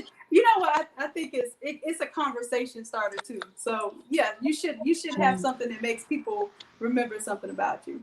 So give me an idea and it might not be the exact link. If you're able to post the exact link later, what we'll do is we'll create a an Excel sheet with all of the resources we talked about today, so that Okay. so we can put where we might have purchased something, how much it costs for the electrical. That's a good thing to know. When somebody comes in and has to change it from single phase to three phase, or did this one have to be hardwired into your box? No. So I already had a 220 plug outside. I mean, Okay. in my garage already. So he just pretty much ran it through the same box, but put it on his own breaker. Okay. And I did have to have the plug. So those heat press, you do have to have the plug placed on there as well. So Mhm. make okay. sure it's not plugged up before. So this is the plug, the 220. I bought this from Lowe's. Okay. And then I had the electrician that did my electrical work. He put it on there for me. Okay. Mhm. So y'all see that this is good information, y'all. I'm really really happy to be able to do this. Okay, so you had to buy the plug in, or did you have to buy the cord too, or just the end? No, just the end. The cord comes already on the machine. Okay, got you. And then the one that you looking at is the Panamanic one or something like that. I can't say the word, but you know what The I mean. the pneumatic one. Yeah. Uh huh. So Yeah. that one requires a compressor. The Got only reason I did not get that one is because the way my house is, we share a conjoining wall, and I didn't want a loud compressor to you. to disturb my neighbors. So Right. that's the only reason I did not go with that one. Got But you. I have the manual one. And let's see. Yeah, all of these are showing the pneumatic, and I'm actually kind of impressed that the pneumatic one is within that certain price range. I'm sure they have different. Actually, those are priced at the same price as my as the manual one that I bought. Mhm. Oh, okay. That's good. And they have I'm gonna post the link on the YouTube thing now while we talking about it. But they also have the company that I got mine from is in Northern California, which is easier for me because I'm in Southern California because I'm in Northern California. Mm-hmm. So I could have actually drove to pick it up. Oh. Um, they shipped it pretty fast. I got it in a couple of days, and they offer if you buy more than one press, they give you a discount on them. Hmm. So maybe what we should do is see how many people want to do large format printers and collectively see if we can use this resource to get a couple dollars off. Yep. I think if we could go in there saying, hey, I have at least 10 people who want to buy large format presses, what kind of deal might you be able to work out for us? Maybe we can do that and use our collective unit to save some coins. That would be cool. Um, so I I'm going have to a tell you, question. go ahead. Excuse me. What company did you go with? I'm about to grab it right now and post it for everybody because it was a couple on there. The reason I ask is I have a horror story that I'd certainly want to share with everyone too, so they don't make the same mistake that I made. Okay. Um, so when the time is right, you can let me know, and I'll go ahead and share my story. Everyone too, so they don't make the same mistake that I made. Yeah. Oh, I'm fine. I don't. Go ahead. Well, I too was looking at a similar press, 31 by 39. The Mhm. company was in California. The name of the company was Tool Lots, Yeah. Toolots. Mhm. And a lot of people had gotten theirs from Tool Lots. So they did have some bad customer service review. But Mhm. some of the groups that I'm in, they said, I just got it last week. They've always out of stock. So I was kind of stalking them for a couple months. And initially, I decided to finance because I wanted to try to build my business credit up some. And they offer financing through a company called ClickLease. And so I filled out the financing and got approved up to, I think, was $20,000. And so I, went to go get the press and we're out of stock. Okay, no problem. Waited a couple months. January, they tell me it's finally in stock, but it's a different press. press. Mm. So I had to cancel my lease with Click Lease and make a new lease for the new piece of equipment, which was no problem. Everything was fine. Mhm. So Click Lease sends over the money to Tool Lots. And I get an email about 3-4 weeks later. Sorry, we're out of the heat press. No heat press. It's out of stock. They canceled my Yeah. order, but they kept the Yeah. money from the financing company. So I called the Mm. financing company and said that, yes, that's them. Go ahead and cancel my lease. My order has been canceled. And they said, well, they took our money. I said, they let me know that they would be refunding you, the money. And they have not refunded the financing company the money. The financing company is charging me each month. Oh, So I'm paying for equipment that doesn't exist. And so I'm on month number 3. And so I Mhm. had to get a lawyer involved to stop them from charging me for equipment that I do not own, that does not exist, Right. because they think they can. And the financing company was like, well, somebody's going to give us our money. Right. So either I'm going to have to sue Tool Lots or I'm going to have to sue the financing company. So if anyone out there, just avoid them. I even filed a Better Business Bureau complaint Mhm. against them. They have yet to respond. And when I looked at the list, it was quite long of the people complaining. And mine was, I say only, and I say that really small in comparison to other people who bought 20,000, Right. 18,000, $19,000 worth of items and Mhm. never received it. And the Right. company has like almost seemingly gone ghost. But then just someone 2 weeks ago said, "Look what I got from Tool Lot," and she got Right. hers, same Right. same one I was. So I don't know Um, how they're functioning. And right now they're saying COVID, and we're all saying COVID. mhm. But if I would hindsight to avoid them. So now I'm looking at the more expensive George Knight $10,000 press, which I mean, I really don't want. I want the press, but I don't want to pay that I, $10,000. yeah, I Um, understand that. but just that's my horror story that I'm going through right now with this company. In terms of trying to do better and go bigger and level up. That right now I've got a pretty much a nightmare on my hands, but it hasn't broken my spirit. We're gonna keep moving, and next time I'll pay cash. I won't. I won't finance I, it. I'll build my I think business check another way. and that's an important part too. What you just said is that third party being involved. That's how they're getting a lot of people. They're enticing people through the financing, and it does leave you kind of not protected in a certain realm. I'm so glad that you said that. Someone else ordered that I know. I think you all probably know Gerard Kennedy. That's my guy. He helps me out.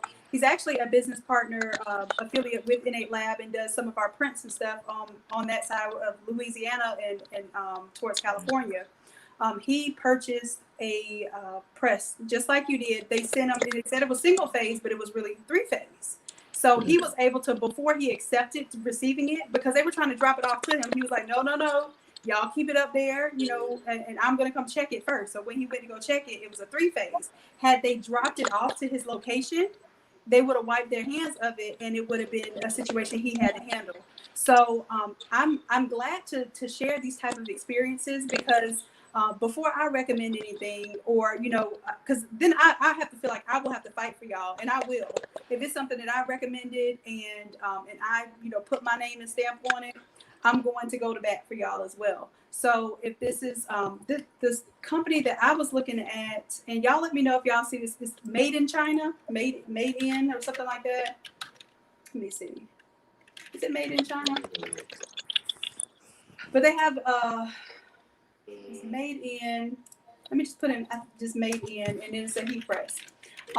They actually sell on eBay as well, and I found out that it was the same company. Let me see if I can find them here.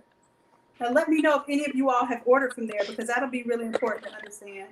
So, and anyone here that can vouch for the situation with tool lots or not, I'm all for that open communication. So, if y'all have had bad experiences, or even if you just happen to have a good experience, maybe you had a sales rep that actually followed through. And that's what a lot of this process too, is making sure you have a dedicated sales rep.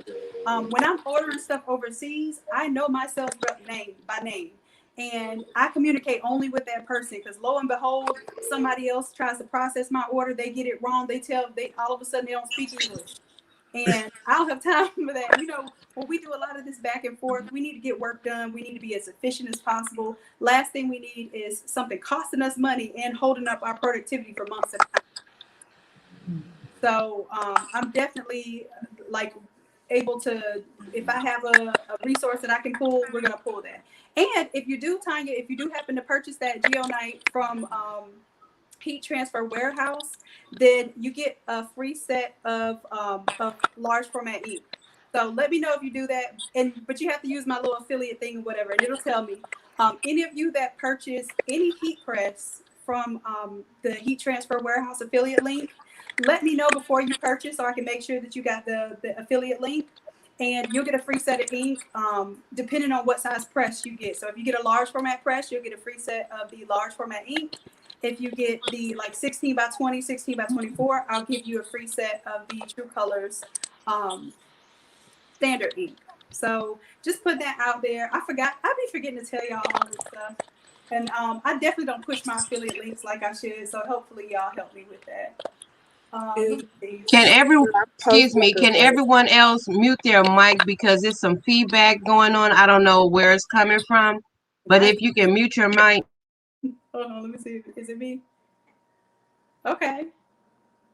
There we go. Now I feel like I'm just talking to myself again, like I do in my No, it just didn't sound right, because you was talking, then it was like plop, plop, plop, plop, plop, plop, plop, and it didn't sound right. That's all. I got you. Cool. All right, so let's see now. Okay, so I see people asking about the GeoNite is a good one.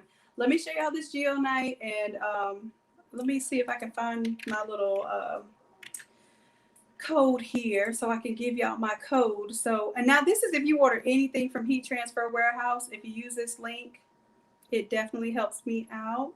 Let me see, where is it? Boom, boom.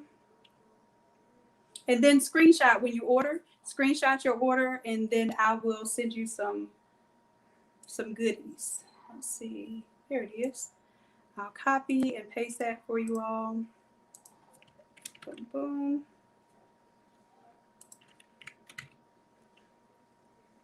Okay, so I'm going to Heat Transfer Warehouse. I'm going to show you the GeoNite that I'm looking at. That's probably the one. Here it is. There's that big old expensive baby. Now, I want this automatic one. It would be lovely. And these are single phase. So anybody that wants to chime in on this one, I think, did I see? I thought I saw someone tonight say that they have this one. Let me know in the comments, because I'm sorry, these comments are going kind of fast, and I'm a non-multitasker. So anyone that has a GeoNite Max, whether you have the manual or so that's manual. And, oh, okay. That's not what I was looking for.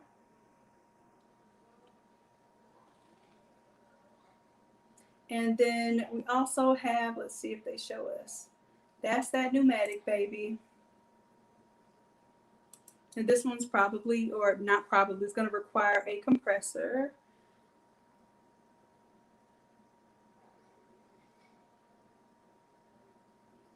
All right, and then it depends on what size you get. So let me know this, Danica, go ahead and unmute yourself for this one. With your 31 by 39, are you able to press pretty much all of the all overs, or like do you have to do multi presses for some size shirts? So I can get all the way up to a 2X on there, but it's like literally like that much on each side of the sleeve that come off the side. So I do use the board because of that. Okay. But if it's something like to where you got a lot of white on your sleeve or something where it's not gonna miss a print or anything like that, then you perfectly fine with putting it up to a 2X on there.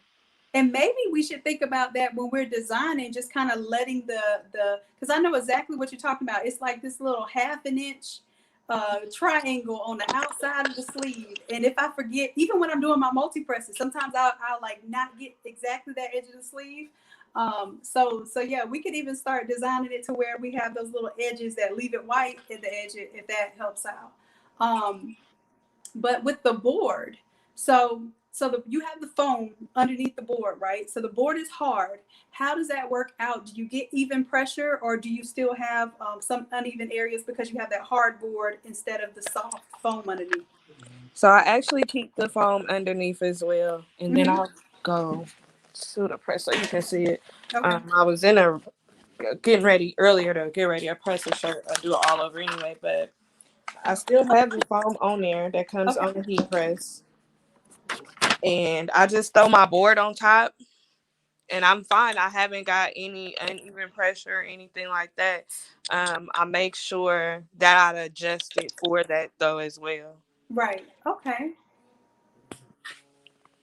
Yep. So Chelsea says use the tacky sublimation paper. You'll be fine for the 3X and 4X. Amen, Chelsea. That tacky paper is even saving me when it comes to doing these multi presses on the 16x20 right now. Go through the Thing I manufacturer. found that tacky paper be used in all printers, because I've heard that it can only be used in like the 33s, 36s, and up. Because I was looking for some for my 24-inch, but it was recommended not to use the tacky paper in it. Right. And you know why? Because your 24-inch printer is probably more than likely like the like the 7710s and 20s and that sort of thing. The type of print head that it has, and how much paper it can, how thick of the paper it can receive, and whether it interacts with that surface of the paper or not, all matters. So I'm curious to know if the F570 print head is just the same print head that's like in the 7710s and 20s. If so, they don't recommend tacky paper in those printers either, because it actually like beads up or it builds up on the surface of the paper, and it eventually clogs your print heads. So although you might want that tackiness, you're better off just printing it regular and then spraying it tacky if you really need something tacky. So I'm so glad someone mentioned that. So you try to use a 24-inch, but it leaves streaks unless you cut it and feed it through. Okay, well that's good information too. So Chelsea, you have the Epson T7270. Oh, awesome. And a 31x39. Chelsea, we need to go ahead and bring you on. Go ahead and message Erica. We can bring you on if you can show us what you have and give us some of your insight and input. Definitely. Shannon, I have a question. Absolutely. About tacky paper. Uh-huh. As I understand it, it's only. Uh-oh, Tanya, you're buffering there. Uh-oh. Can you hear me? Yes, I can hear you now. I think I know what you're going to ask. It's only for textiles? Yes. Right. Soft ones, right. The tacky paper. Right. So, and I guess we need to do a disclaimer on that type of thing too, because I do use tacky paper, because it's my understanding that when people are ordering these large format prints, it's because they need it, tacky. They're doing a large format setup. So in this case, when you do the hard substrates with the tacky paper, you end up with residue on the hard substrates, which can affect your image quality. So if you think of sometimes you don't even want to spray your hard substrates. You want to tape or use a lot of people use like the shrink wrap or that sort of thing. That's going to be your best bet for hard substrates. So more than likely, we're not even marketing to that side of it, because most folks that are using hard substrates are not getting large format prints. They're just printing 11x17 or 13x19 or even 8.5x11. So that's a great question though. So the tacky paper is not intended for anything other than soft substrates. All right, so good question.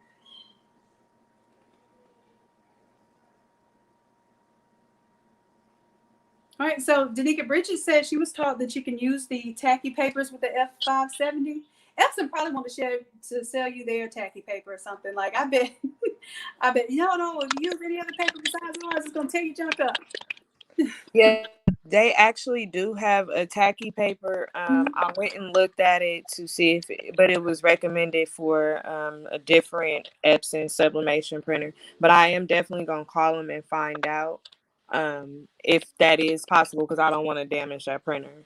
Right, exactly. And if you're in warranty, the last thing you want to do is knock yourself out of warranty, especially when they will come out and service those for you. And the paper is really cheap as well, so Yeah, it's not that expensive.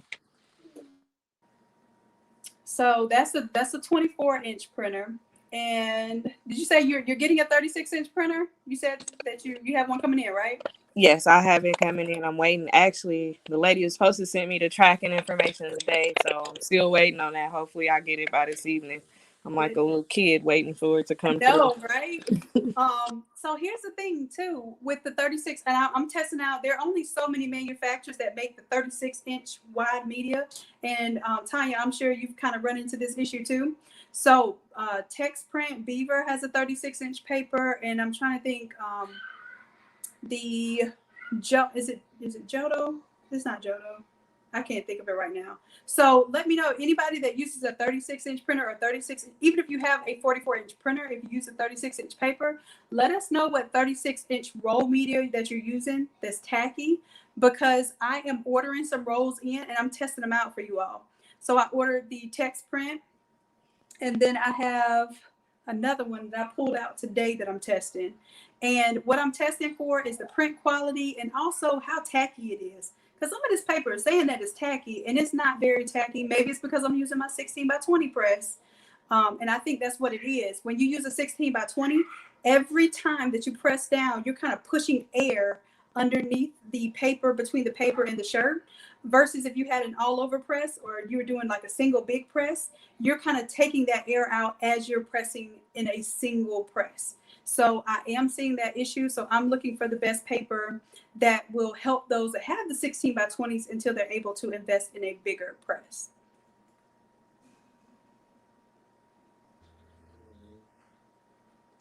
All right, let's see. Any other questions y'all have? I'm trying to think of questions that I have right now too.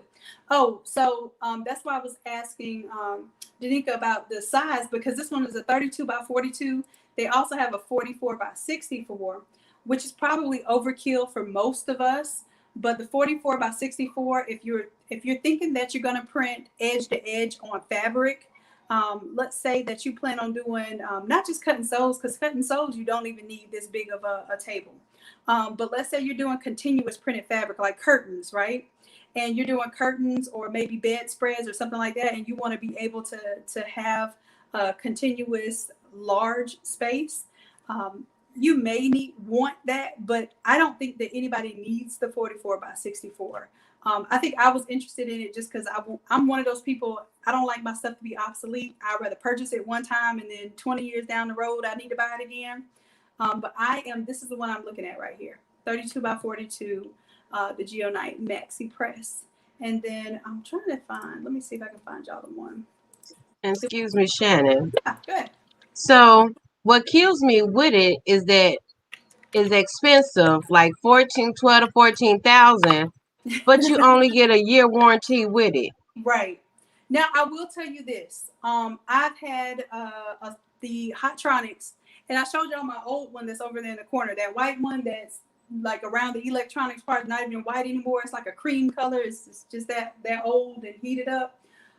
That press had like a 2-year warranty on it, but to this day, if I call them, they're going to walk me through the issues of that press. They're going to tell me, hey, they will actually help me manually reset, code it, whatever I need, whatever parts I need, help me identify that. And then, of course, I have to buy the part and put it on there.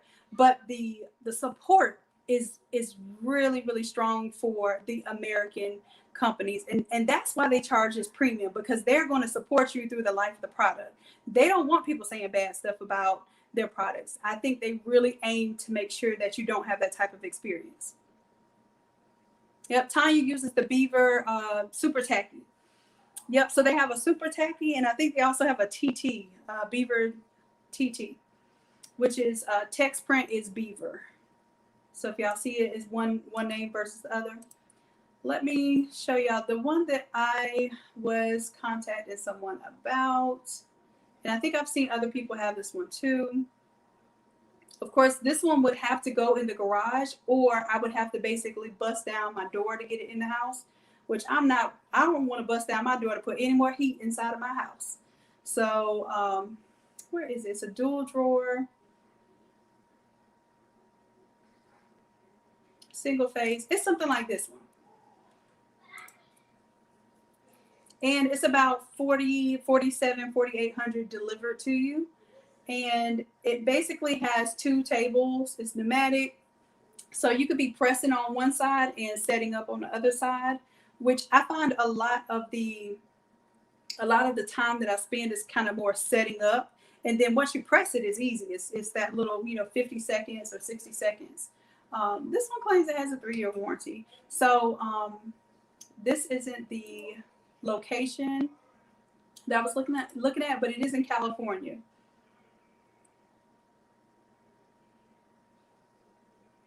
So I'll find that resource, and I'm not going to recommend it until I do some calls with them.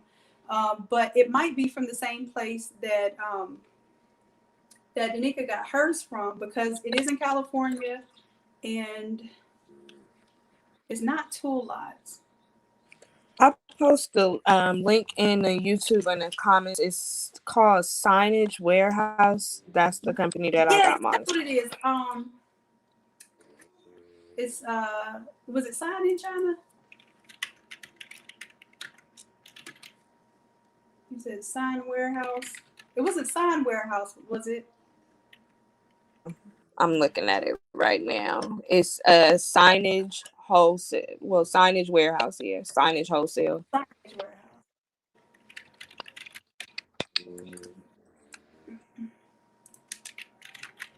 And then these comments are hard to keep up with because they go away. Sign in. Is it sign in? I'll go first. Signage Wholesale. Yeah, Signage Wholesale. Wholesale, yeah. Signage, SIGNAGE, Wholesale.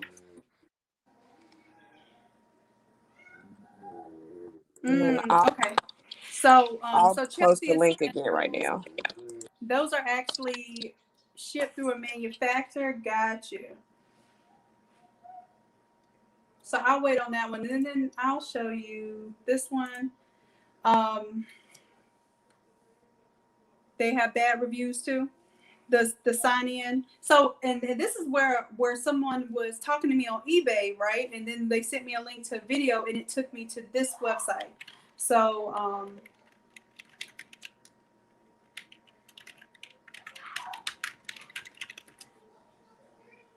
let's see. Yeah, so if that's the case, Chelsea, I appreciate that information too. And with that website, I know that Tony Martinez and the other guy in the group got it from the Sign in China, and they said they didn't have theirs a long time.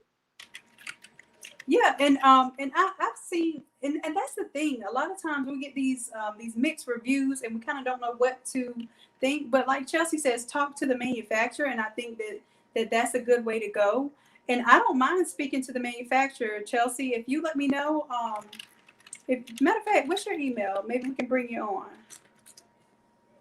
on. But yeah, if we're able to talk to them, and I can say, hey, because a lot of times these people are scared of bad reviews. Hey, I got 11,000 followers on this YouTube page over here. Y'all don't want to set us off. But if we're able to come to the manufacturer and kind of let them know that we have influence, we have a few people who want to purchase all at once, then I think we can kind of move even in front of some people who might be waiting on presses for weeks at a time. Because I think there's backup. Y'all let me know how your presses came in, because I was under the understanding that most of these presses are either back ordered or it's weeks before they'll even be able to get them to you. Mine came in on a delivery truck, and then I had to make sure that I let them know that I did not have a lift gate for them to be able to provide one. They didn't charge me extra for it, and for the review portion of it, I can't say when I got my press in, the front of it had like a little scratch on it or whatever on the drawer part, and I instantly contacted the seller, and they instantly gave me a not a huge refund, but they instantly gave me a credit back and was like, make sure you plug up the machine. If it worked, then we'll give you a full credit, but if it's just the scratches that you have on the outer box, we still want to give you something because of those scratches on there. So they did instantly give me a refund for it. I would say, like, same thing, I was on teeter totter about buying it because you get so many different mixed reviews. Everybody tell you spend these thousands of dollars on these heat presses, and then you still see the same thing with them ones that you spending $1,000 or something dollars on there. So I mean, for me, I think it's just doing your research, taking that chance. We gonna all experience something one way or another. But I'd rather take a $2,500 loss than a $14,000 loss any day. I understand exactly what you're saying. And that's kind of like I said, I'm so glad that we're having this discussion because I'm on this fence right now myself with I know the quality of customer service with most of our American made presses and the speed by which you can kind of get them because they, you know, quote unquote manufacture them here, which they're probably doing just final assembly here just to say they made it in the USA. And I want to be able to bring y'all, you know, both sides of that experience, even if it's not my personal experience. But I am going that same dilemma that you all are having. I'm having that exact dilemma right now. So I'm so happy that we're able to have this table talk today. So Chelsea, I sent you an email, love.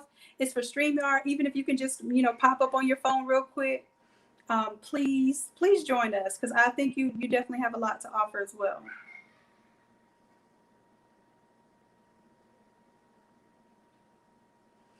She could be, yes. To prevent the lines from tiling. Let me show y'all while we're waiting on Chelsea to come up too.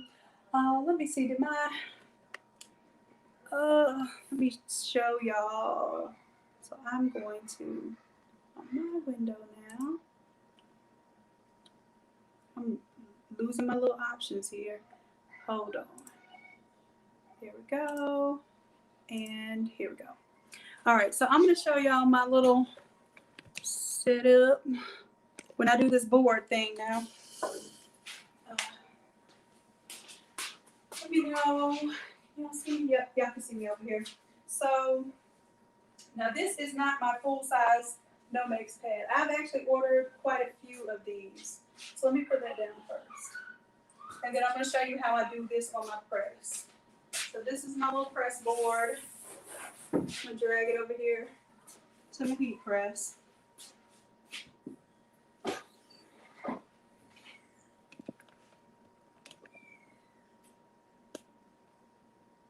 All right. So, let's see. Board underneath. And then I have this Nomex pad. And I've been testing it out, doing quite a few all overs and pressing my cape and everything else in between. But what I do is I have this Nomex felt underneath, and it's about 1/2 inch thick. Okay, and this is a high performance material. What Nomex does and what it's known for is, you know, most foams are going to eventually crush, especially when you're putting pressure and heat. The Nomex felt, matter of fact, a lot of these large format presses, the Geonite, for example, comes with the Nomex at the bottom. It doesn't come with foam at the bottom. And the Nomex is a material that likes to actually expand when it's heated up. So it helps to fill in the gaps in the areas where you have the inconsistencies in the seams and everything. That's been working out well for me. And is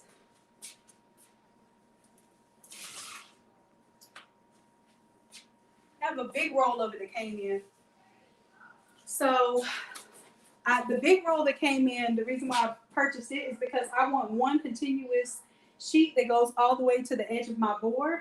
because just like Danica, if I want to move my board, I want to make sure that I have that same level surface all the way around. So I'm gonna move that one for a moment. And I have yet to test this one. This is this is just foam that you can get from the bedding section at Walmart. It's $10. Somebody suggested that I try that. I haven't tried it yet because when I was testing it, I'm gonna show y'all, even without my heat press not being on, it takes up so much space. I can't even close this up right now. I'll have to adjust it here. But it was putting dents in my paper all the way around the paper. So I would have to really play with that pressure to get this to work. But I'm sure that once you get your pressure right, even using this kind of foam here is inexpensive. It probably flattens out after you've used it for quite some time, just like those foam pillows that you can buy. But that can help you with the press lines. I use this hard board, and I've gotten it to where I don't have press lines with the hard board, but it took me a lot of trial and error, messing up a lot of shirts. And I got to the point where I only use certain shirts. I will not use those Subla shirts to try to do all overs on this board ever again. I had an order where I had like 30 shirts. I messed up 15 shirts trying to do the Subla with this board and all over. I will not do it again. It's just because the style of shirt is so thin. The shirt is so thin compared to the seams. So the seams are thick. The shirt is thin, and that leaves too much variable between those different areas, and you will never get even levels. What happens is when you pull this down, and I'll show you here, where your collar is. Here, let me put this phone down so I can kind of give you a demonstration. And do I have a shirt around here? So this is a dress here that's polyester that you can sublimate. So you have this collar area around here. Well, when I put this underneath the press, right, the collar and the sleeve area has a certain thickness. When I pull my press down, the press is trying to level off, but it's got so much thickness at the top that it's going to dig down here. And guess what happens? When it digs down, it creases your paper, and that crease doesn't allow that ink to transfer in that very thin spot. So it's really not a press and an overpress issue. It's that it's creased the paper, and you will no longer be able to get that, those little, how you try to get the crumbs out of the crease of the chip bag, like you're trying to scrape your finger down there and get those crumbs out the crease, and you'll never get them all. That's what happens. You'll never get that sublimation line to disappear because the paper has been creased to the effect it's not going to lay the image back down in that creased area. So it's really a matter of settings. I have played with this thing so much that I think I've, kind of got my settings right. I wish I had a heat press that I could just set up for all over and never touch it again, because once you get that sweet spot, you don't want to keep, changing it from a regular press to an all over press. It gets a little aggravating trying to find those sweet spot settings again. But the 21 M's, using only those shirts, has really dramatically saved me from the errors. I use the felt pad now, and then on top of the felt pad, I'm also making sure that I have not too much pressure. Too much pressure digs into that shirt, digs into that print, and it creates those crease lines. So I hope that helped a little bit. And I'm going to put that on the list that we're making up tonight of all these resources. I'll put the Nomex felt pad on the list. I think the last one that I ordered was about $200, but I will only have to buy that one time. Okay. All right. Oh, y'all asking some good questions. Good stuff. Good stuff.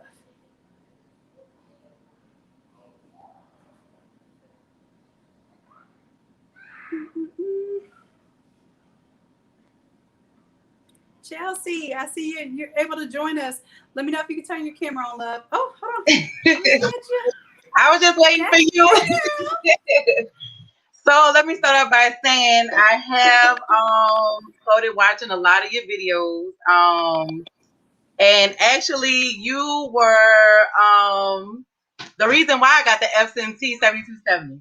Really? I got tired of piecing things together. So I'm like, there has got to be a printer that can actually be converted and in my price range, because the prices have skyrocketed, you know, and so I'm like, there has got to be some kind of way, you know, around this pricey pandemic. Right, right. So I did research and I looked at your videos. I'm like, oh, good. And then not just that, then you know, along with the t-shirts and everything. So I really thank you. I'm still learning your classes and still trying to join and stuff. But I have converted it. The ink, I did not know right off the bat that you did sell the conversion kit and the ink and everything. I found your video once I done ordered this whole thing. But I mean, it was hand in hand. It was close around the same thing. Actually, I do have it. It's in the room over there, taking up a lot of space. Yeah, as it does. Yes, it does. But it's beautiful. It prints beautiful. It prints fast. The colors are very vibrant when you press it. I do use, which I did found again, the sublimation paper was from Heat Press Nation. I actually followed the link from you, Shannon, and I seen that they had the roll. It's actually the 36-inch. Even though I have the 44-inch printer, I actually have the 36-inch paper. And so it works well. I can get on my press a 2XL perfectly. I know some people probably might have had a question, you know, maybe the sleeve might be is a little off. But I print my paper to match the width. And so once I print it out that way, it actually fits my t-shirts perfectly. I did go through a lot of websites looking at the press. I did, the GeoNight was my main thing, because I'm like, okay, I got this big printer, so I needed to find something to collaborate with the printer, because I got tired of just piecing things together. Right. So I did look into the GeoNight. The price, that would kind of bother me just a little bit, because it's very, very expensive. And I have two friends that actually have one has the manual, one has the automatic, and I believe my press beat theirs. So I went through a manufacturer, actually off of Alibaba.com, and they're a well-known manufacturer. The thing is, I have ordered a lot of my supplies also through Alibaba.com. For one, always look to make sure that they are verified, a verified company, and two, look at the rating for shipping. If they don't have a 90% and above, I won't order from them. And that's just to be honest. If they don't have well communication, I won't order from them. But I have used, as far as for my t-shirts and soles and sublimations, hard substrates, many things that I've ordered from that website, I have never turned or ran into a dead end, especially with the press. The type of press that I have, it has a potential to be it is automatic and manual. So you can't go wrong with that. It goes both ways. It slides out. They do their they form a metric is centimeters. So if you do go on the website and you see centimeters, of course you would have to convert it to inches. What you're probably looking for is 80 by 100 centimeters. So that would be a 31 by 39 heat press, and that's what I do have. Let me see. I do have it on my phone, an actual picture. I'm not too fazzy with this Zoom, thing. That's but hopefully it can kind of zoom in some. Oh yeah. Can see. So the good thing about this, all the operations are at the bottom.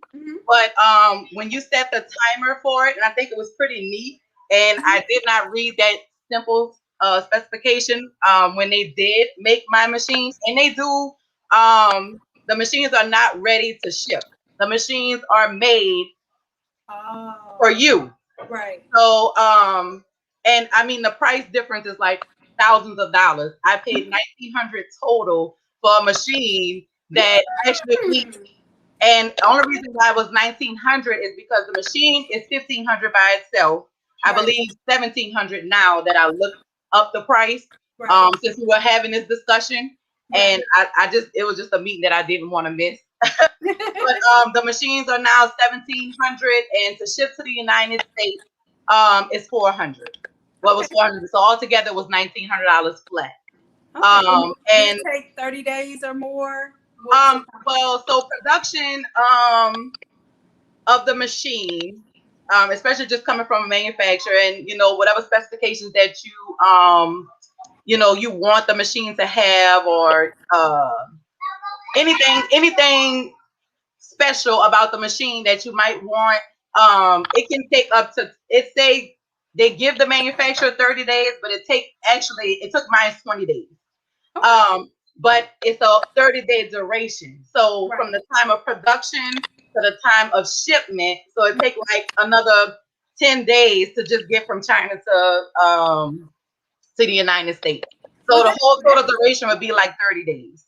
That's not bad, because a lot of times when I ship something, I pay express shipping, and I paid express shipping to get an order of stoves. I paid $400 to get an order of stoves here for y'all one time. Yeah. So that $400 for it to have like around about a 10, I would expect that to be by sea and take about 30 days. So that is absolutely. I'm so glad you came with this information. Yeah, because a lot of things that I have researched, like on eBay, I've seen a lot of people that y'all actually pulled up that I've researched. I really didn't like too much of the reviews.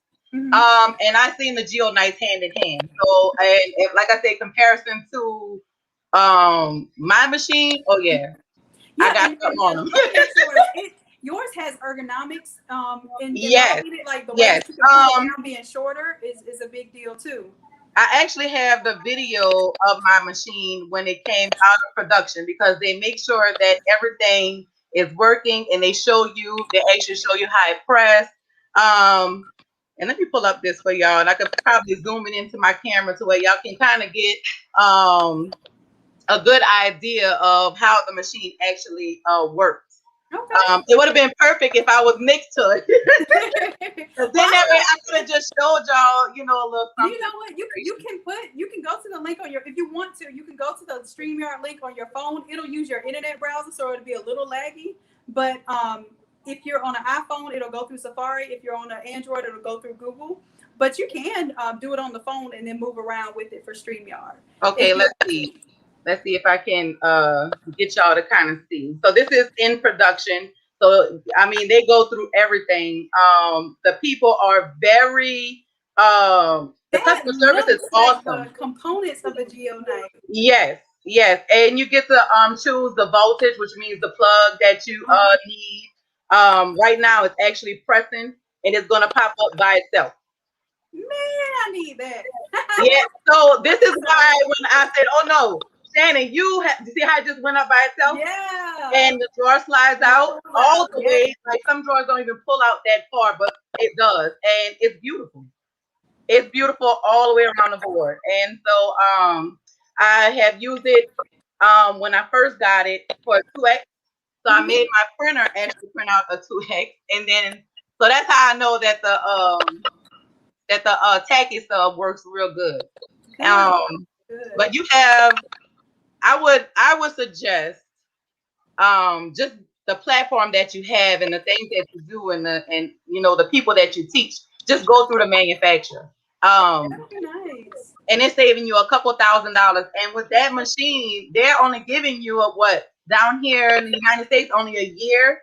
They're giving me 2 years, and you can purchase and you can purchase an extended, and I think it's probably like another $100 or $200. It's not expensive at all.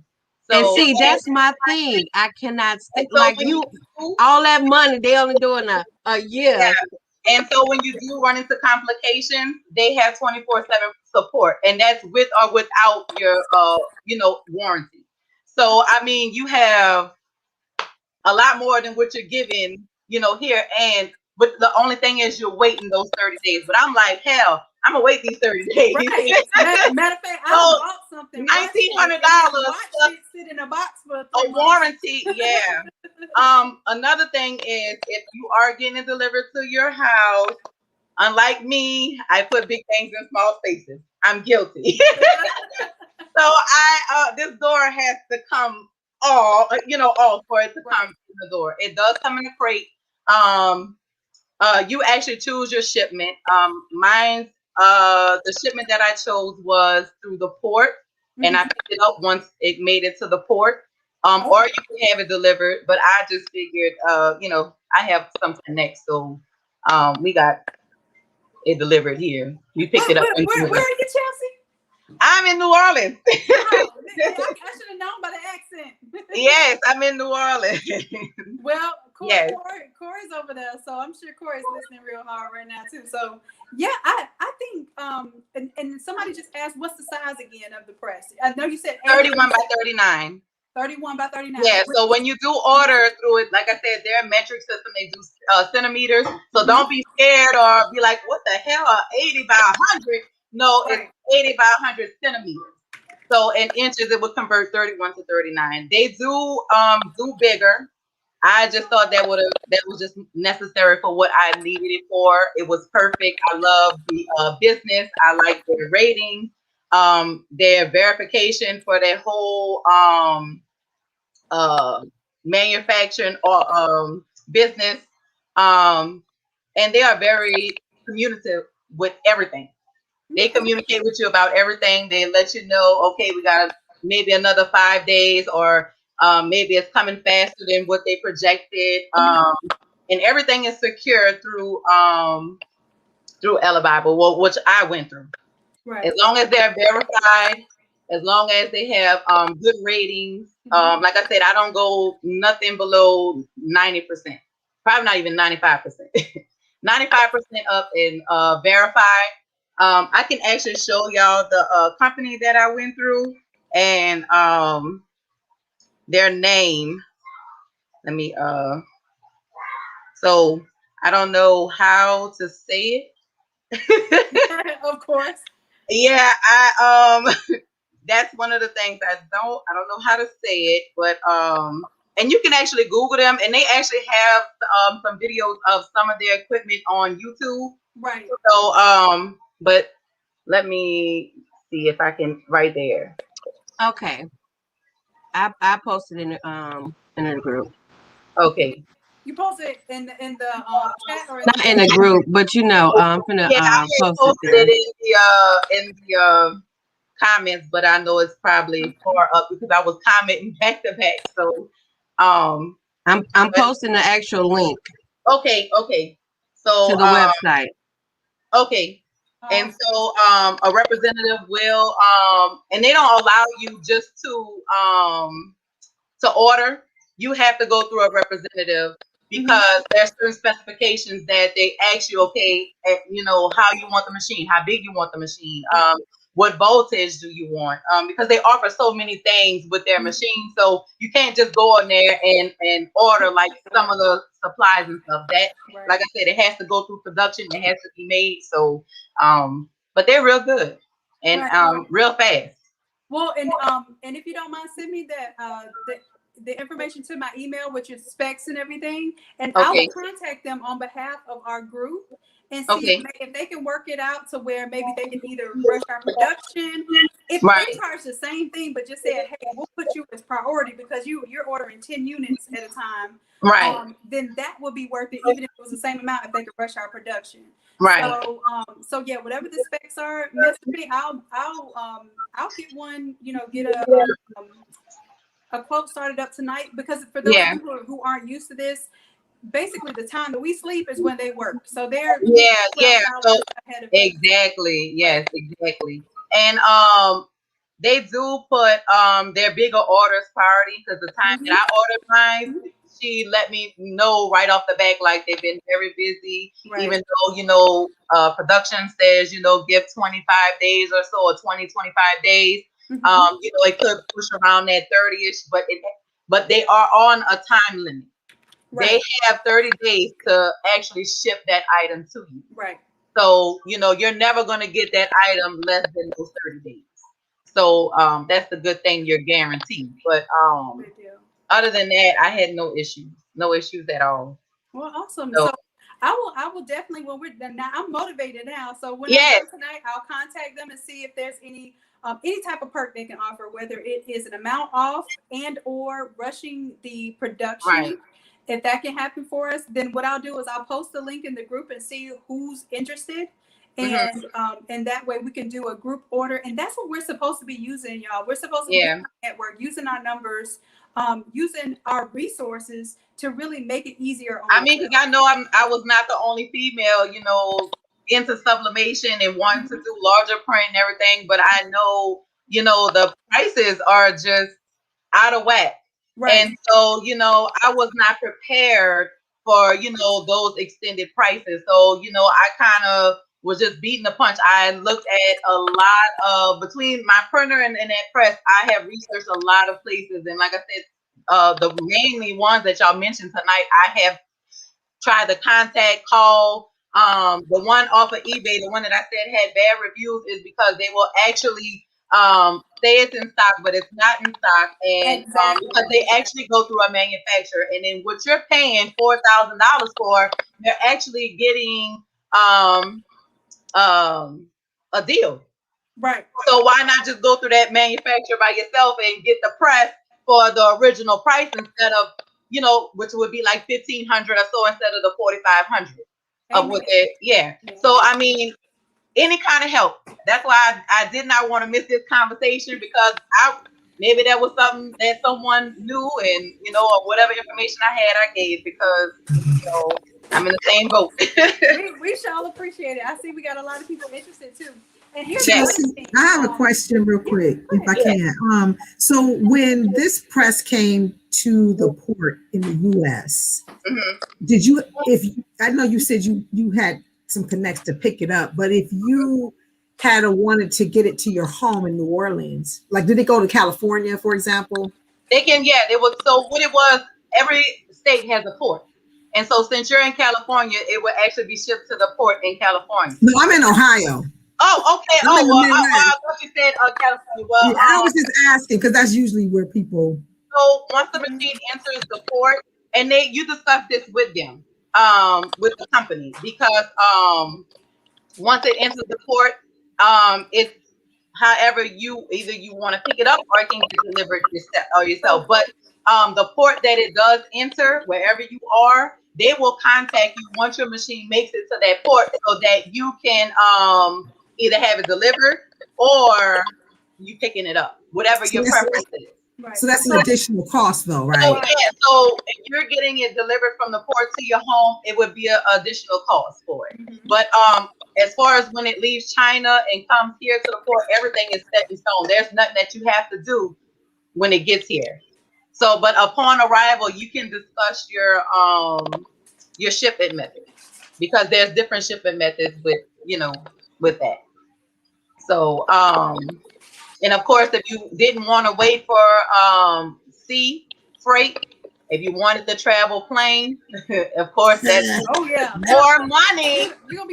It's more money, but I would not suggest that. Yeah. Right. Yeah.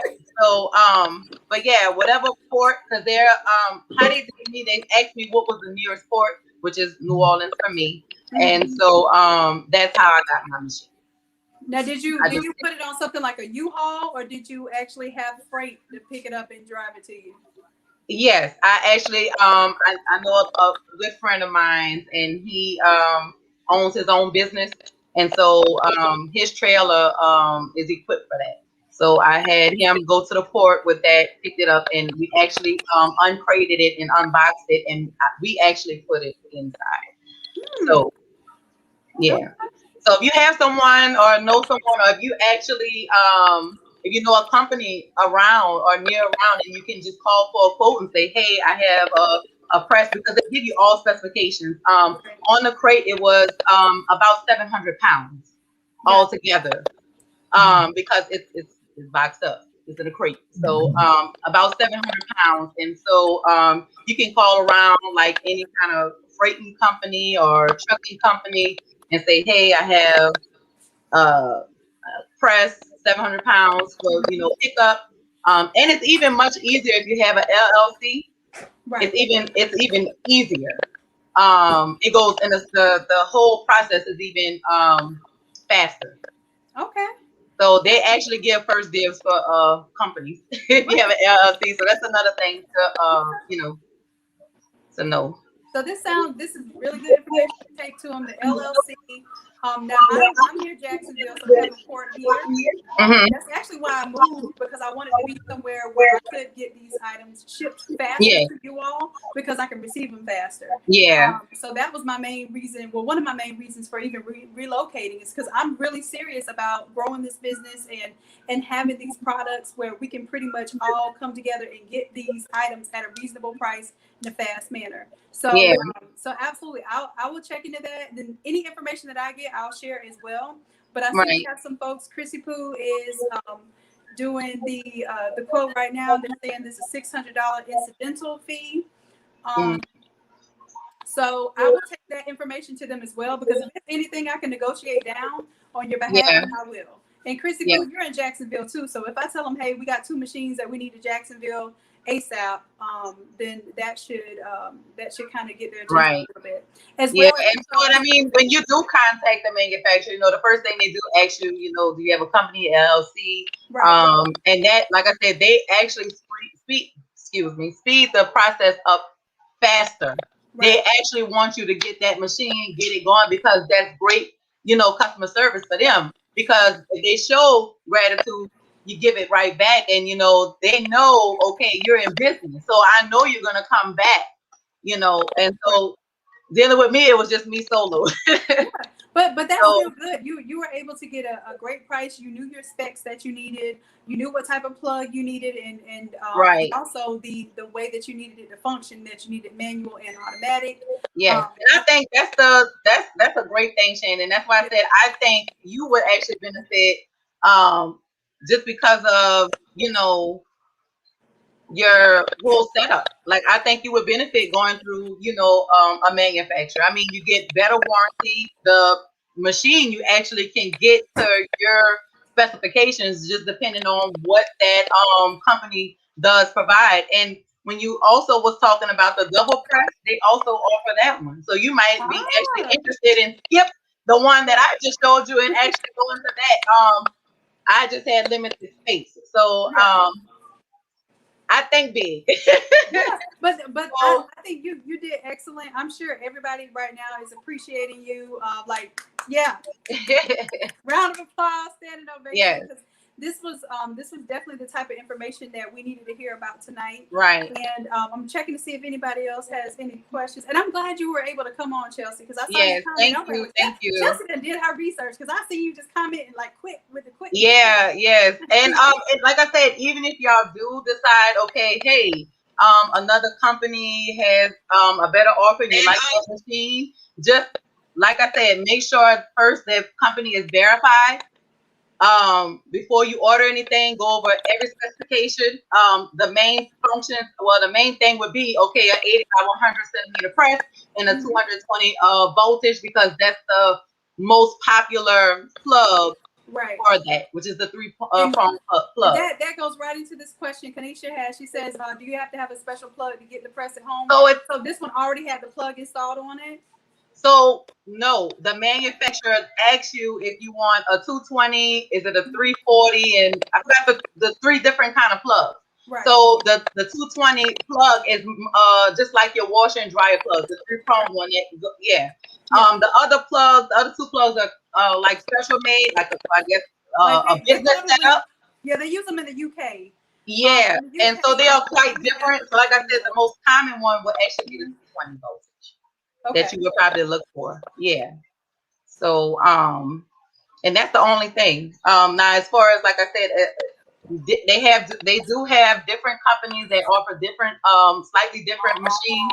Some are the same, some are different, but as long as the company is verified, like I said, and if they have a 95% and up or 90% up and ship it, and you're satisfied, I would say go ahead and go.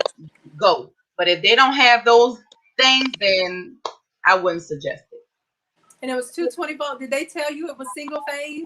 Like, did they specify that with you? No, and nor did I. I didn't ask. That's something that a lot of people are finding out when they get the press in their home. If they don't specify single phase, it's probably going to be 3-phase. Unless they knew you were using it in your home, then they probably would know you need single phase. Right. But if they sell you, and this is why the specs are important. So we need to get the specs lined up so that when you ask for something, you know exactly what you're asking for. A 3-phase means that you're going to have an electrician come to the house and put a special, it's a special like converter that is able to allow a 3-phase machine to even function. And some of you might have like older equipment like drill presses and that sort of thing, like old school drill presses. They might use 3-phase, and then sometimes they'll sell these converters, but they're not going to be able to hold up for long, especially when you're using these heat press in a continual. So if you can get the single phase is going to be something that will work within your home. Like triple phase or 3-phase is usually in commercial places. And even then, in a commercial spot, you may still have to have an electrician come in and equip it for the 3-phase. So be very careful about that. Right. Yeah. So the one that I did have no issue. It's definitely home. No issues with that. And G&D photography. I know you got did you get your press today? Is this Gary? Because I know you have the F6370, right? And the Maxi press. And I want to know if you were able to successfully go through that. I know that was probably a bit of work today. And then what I'll do too, let's see what for Vicky, for you, if you're in Ohio and you probably have something close to you, like some port that's closest to you, but we'll see what those shipping rates are so that we can kind of create an Excel sheet that says, hey, if you're in this area, you're probably looking at this cost. If you're near a port city, usually a port city is going to be something that's along the coast, something that's along the water that they can ship something into.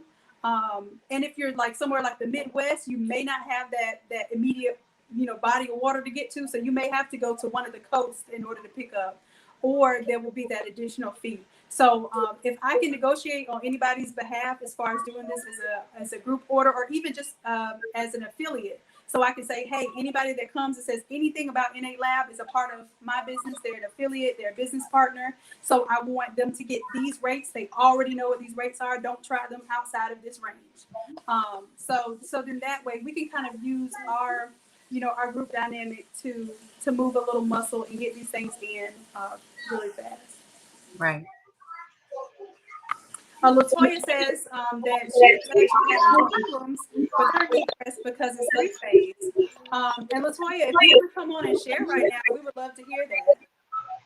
Oh, Gary's on the way. So Gary, you're driving to go pick up your big baby. Gary's going to get his and Gary, you're getting the pneumatic version, that one that we all said, ooh, hold on, woo, I think you got the pneumatic right? That big baby, it's gonna do you right. So Latoya says, I purchased a heat press. Oh, let me just show you her comment. I purchased a heat press from Tool Lots. They're not a good company. The workers are great, but management is poor. How could you send someone a $1,000 plus heat press with no instructions? So and actually the company that got the name, the one that was in California, they go through them. That's one of their manufacturers that they go through for that heat press. I noticed that the Tool Lots website looks like they are. It's like an affiliate of it. So they are like the sign in China. The sign in China does not look like, they can't possibly manufacture all of that stuff. Yeah. A lot of these places on eBay. So if they are saying, hey, these are in the USA, even if they are here in the US, I don't even think they're here in the US. This is what I think they're doing. They're telling you they're in the US so you can pay the express shipping, and then it's still going to be sent straight from the manufacturer to you. Right.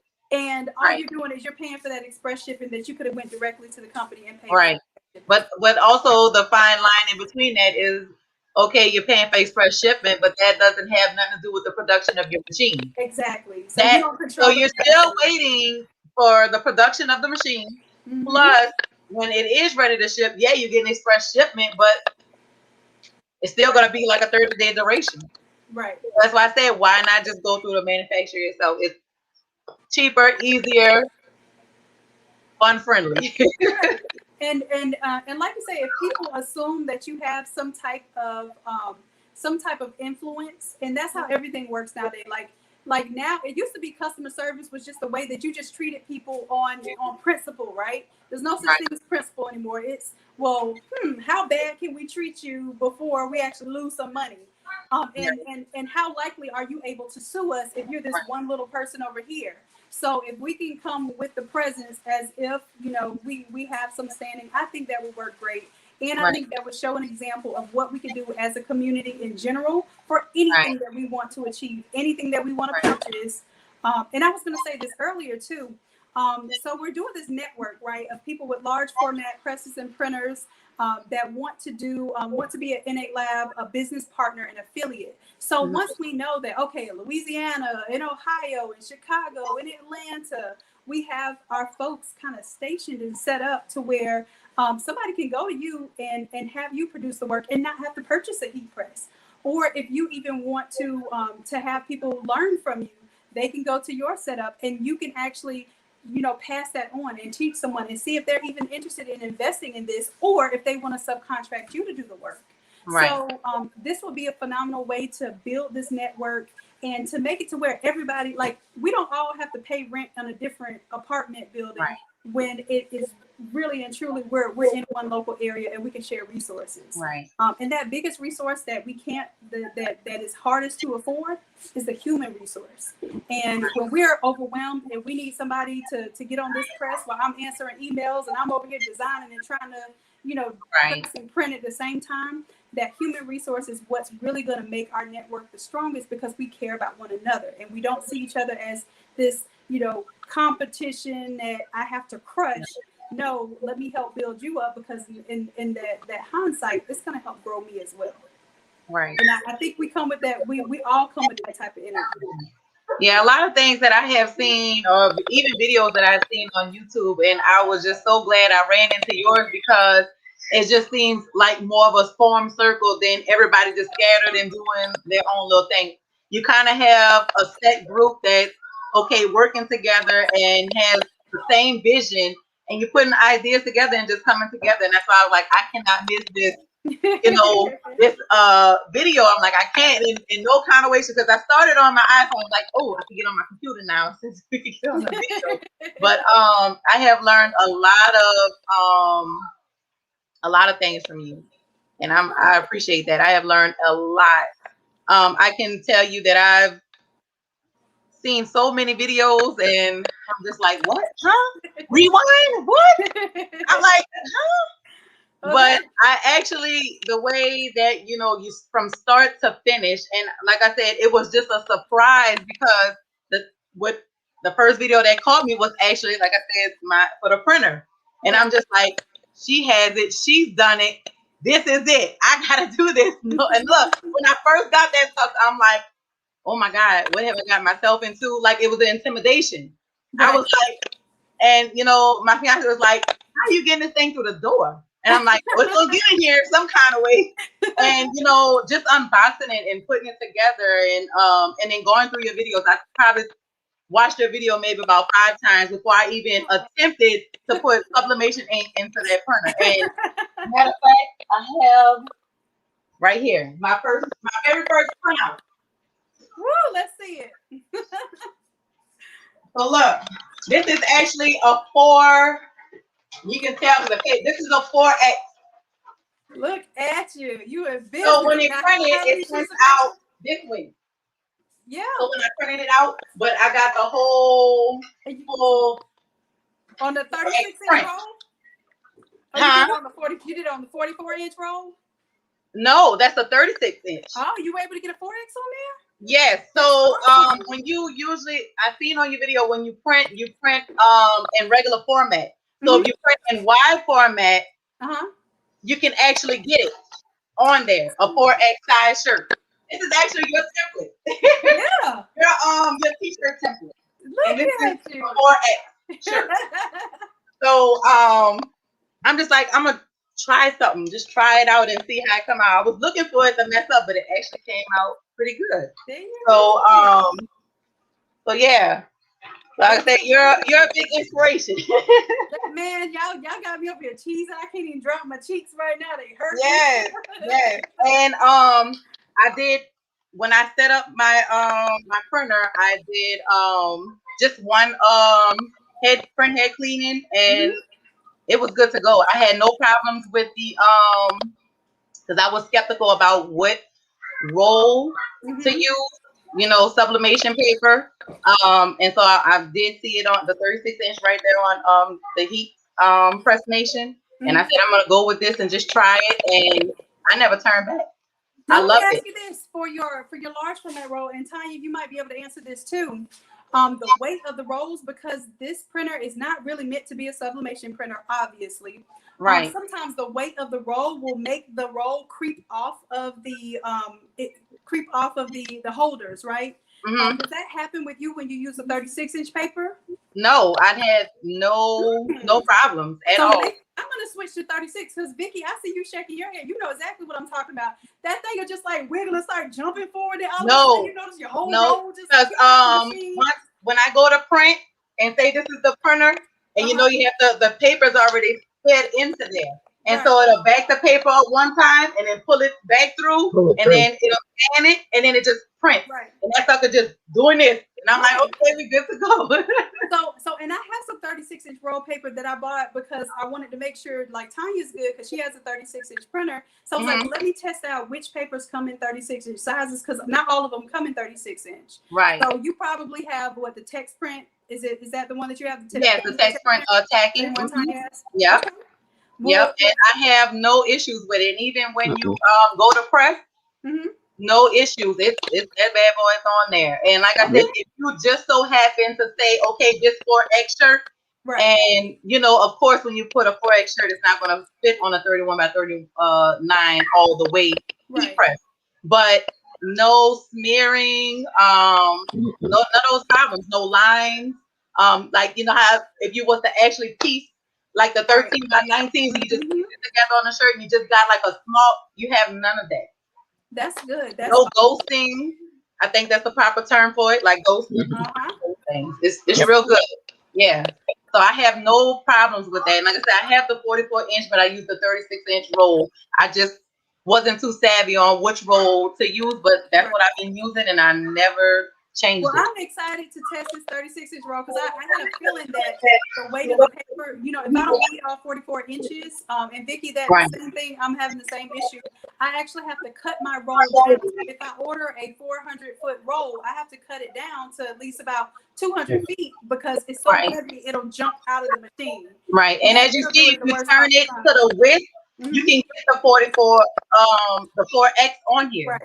If you turn it from the width instead of lengthwise, you turn it widthwise, you can get a 4X shirt on there with no problem. Now, and I think the 5X is the one that pushes it. But if you're doing a 5X, that would be your problem. Extra strip, right? Yeah, that's not the 5X shirt would actually be your problem. I would think you would have to just stick with the 44-inch, and I think you're still gonna have. So I think it ends up being 44 by 50. Yeah. Which it just barely tests that. But what you could do is you have the 36-inch printer, you can print 36 by 50. Yeah. And then those extra 6 inches or so. Right. Am I doing my math right? Nope. Because you don't even need the whole 44 inches in width. No. You just really need basically like 40. Right. So yeah, it's the 50 that's the problem. So when you get that extra width to those 5X's counts. That's why we could charge more for these big old shirts. We got to.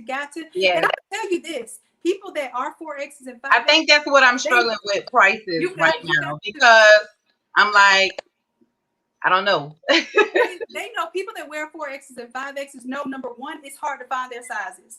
I remember when I went to the flea market, I was telling y'all the story about how I was setting up at the flea market. I just happened to have, and I almost never have a lot of vapors in stock because they're just expensive.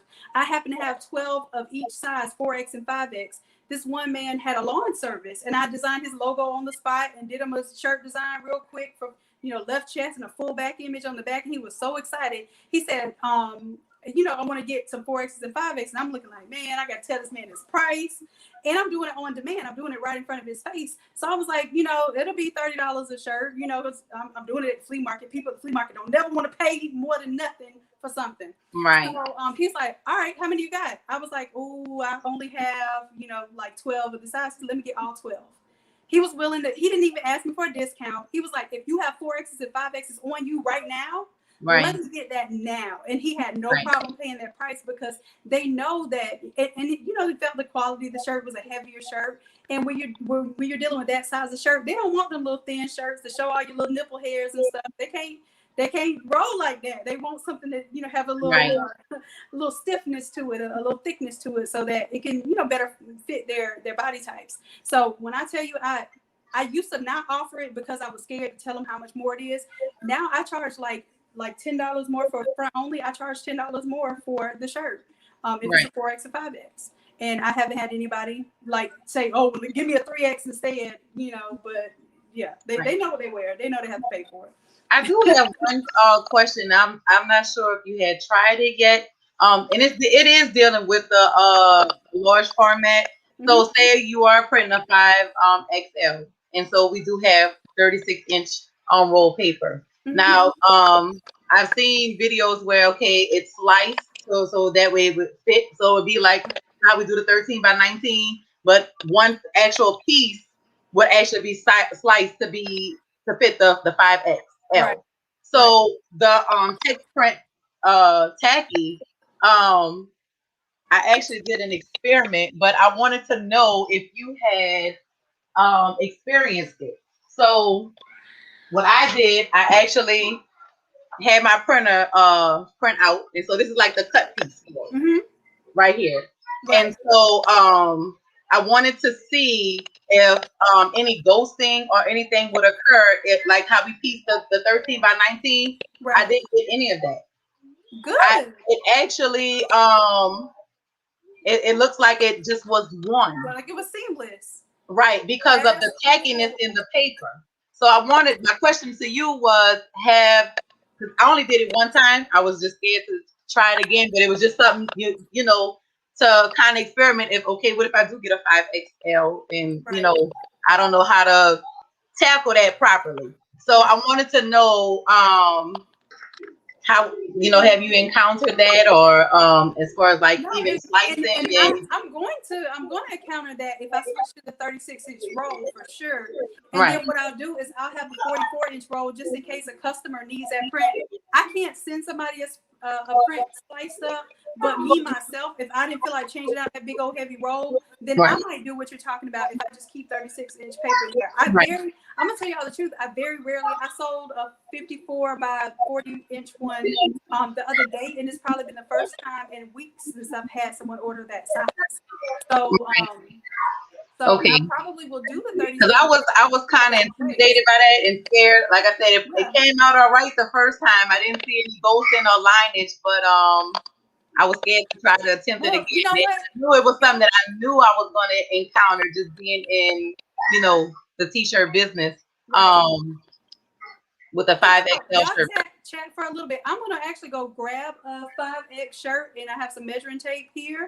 And I'm just going to see what the actual width is to see what you would have to make excess of. Because you really don't need a template for that.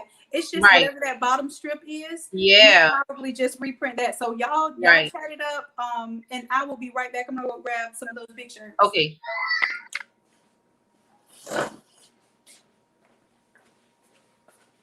Y'all don't get quiet now. Question for you. With your heat press, how do you store it? Where is that at? Me? Yes. Oh, you asking where I store my heat press? Home. That's why I said the voltage is a 220. It's almost like it's a 3-prong, almost like your washer and dryer hookup. Right. Is it in like your downstairs, your garage? No, I have a 1-level house, so it's Okay. I store it here. Okay. Gotcha. Thank you.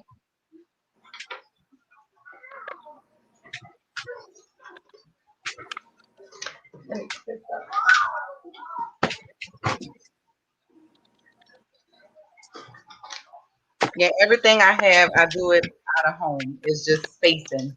Like I said, I have big machines and small spaces. Gotcha.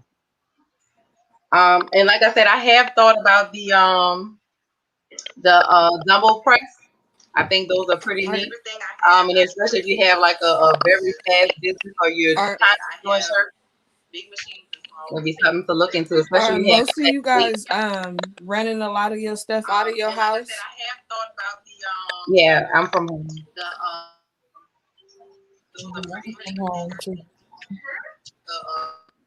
Because my last resort was a she shed.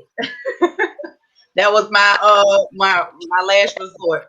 And once I ran out of room inside the house, I was looking, but I'm just like, I'm not putting any equipment in the shed. It's going. I'm gonna have to find I some was time. asking because before I just recently moved, so I was Okay. Nope. My last resort.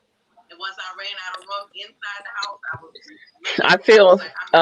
I feel a little lucky because I live in a townhouse and it has 3 levels. So my bottom level is consists of my garage and like a basement area and then a walkout to the backyard.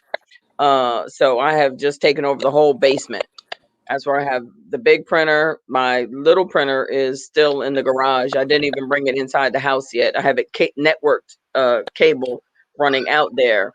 My heat press is out there, and I'm moving all my inventory to a storage unit so I can kind of relocate and move things around this summer, um, so I can get a better layout. But I'll probably keep the heat press in the garage, and keep the printers inside because it's Georgia. It's not that cold here in the winter, so I don't think I really have to worry about it.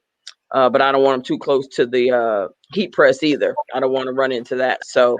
Um, so I'm kind of good because when we come in through the front door and it's really not an issue, things like that. So I have the space. I have the whole maybe That's 300 the best square feet. place for it Yeah, is the garage. That yeah. especially a large press, that's the best place for it. But my house doesn't have a garage, so I had to make it where it fit. But that's the best place for it. I mean, Yeah. even if you can actually run a line, like Shannon did mention, electrician.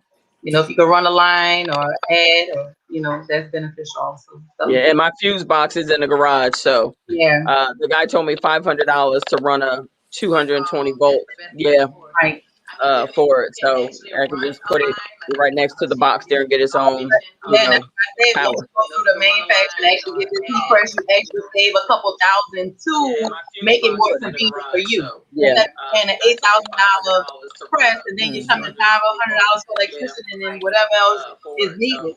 You know, so and that's what these companies are doing. I've had research long and hard before I made that decision because I was kind of savvy. I was researching.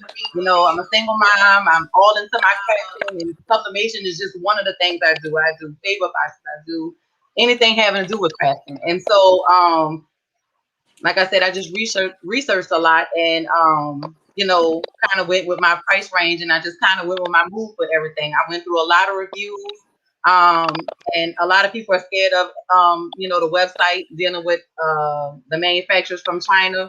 But like I said, as long as they are verified and it's gonna have the blue check and it says verified, and right next to it, it'll show you actual sales that they sold between different countries, including the U.S. And then they have their shipment ratings, and that's what I told you. I won't go anything below 90%. Like I said, 9 times 10, 95%. And I came out successful with everything I have ordered between shirts and hard substrates for sublimation. I get everything, basically everything from there. So yeah, I don't see how you could go wrong. And I'm like I said, my 2 friends have both of the geonites, and I think mine's is the best. I have no issues, and they have their 1 warranty. And I'm like, your plug better not go out. And that website is just Just a little Alibaba, thing. right? Yeah, you can't. I don't see how. I'm sorry. What was the question? I missed it.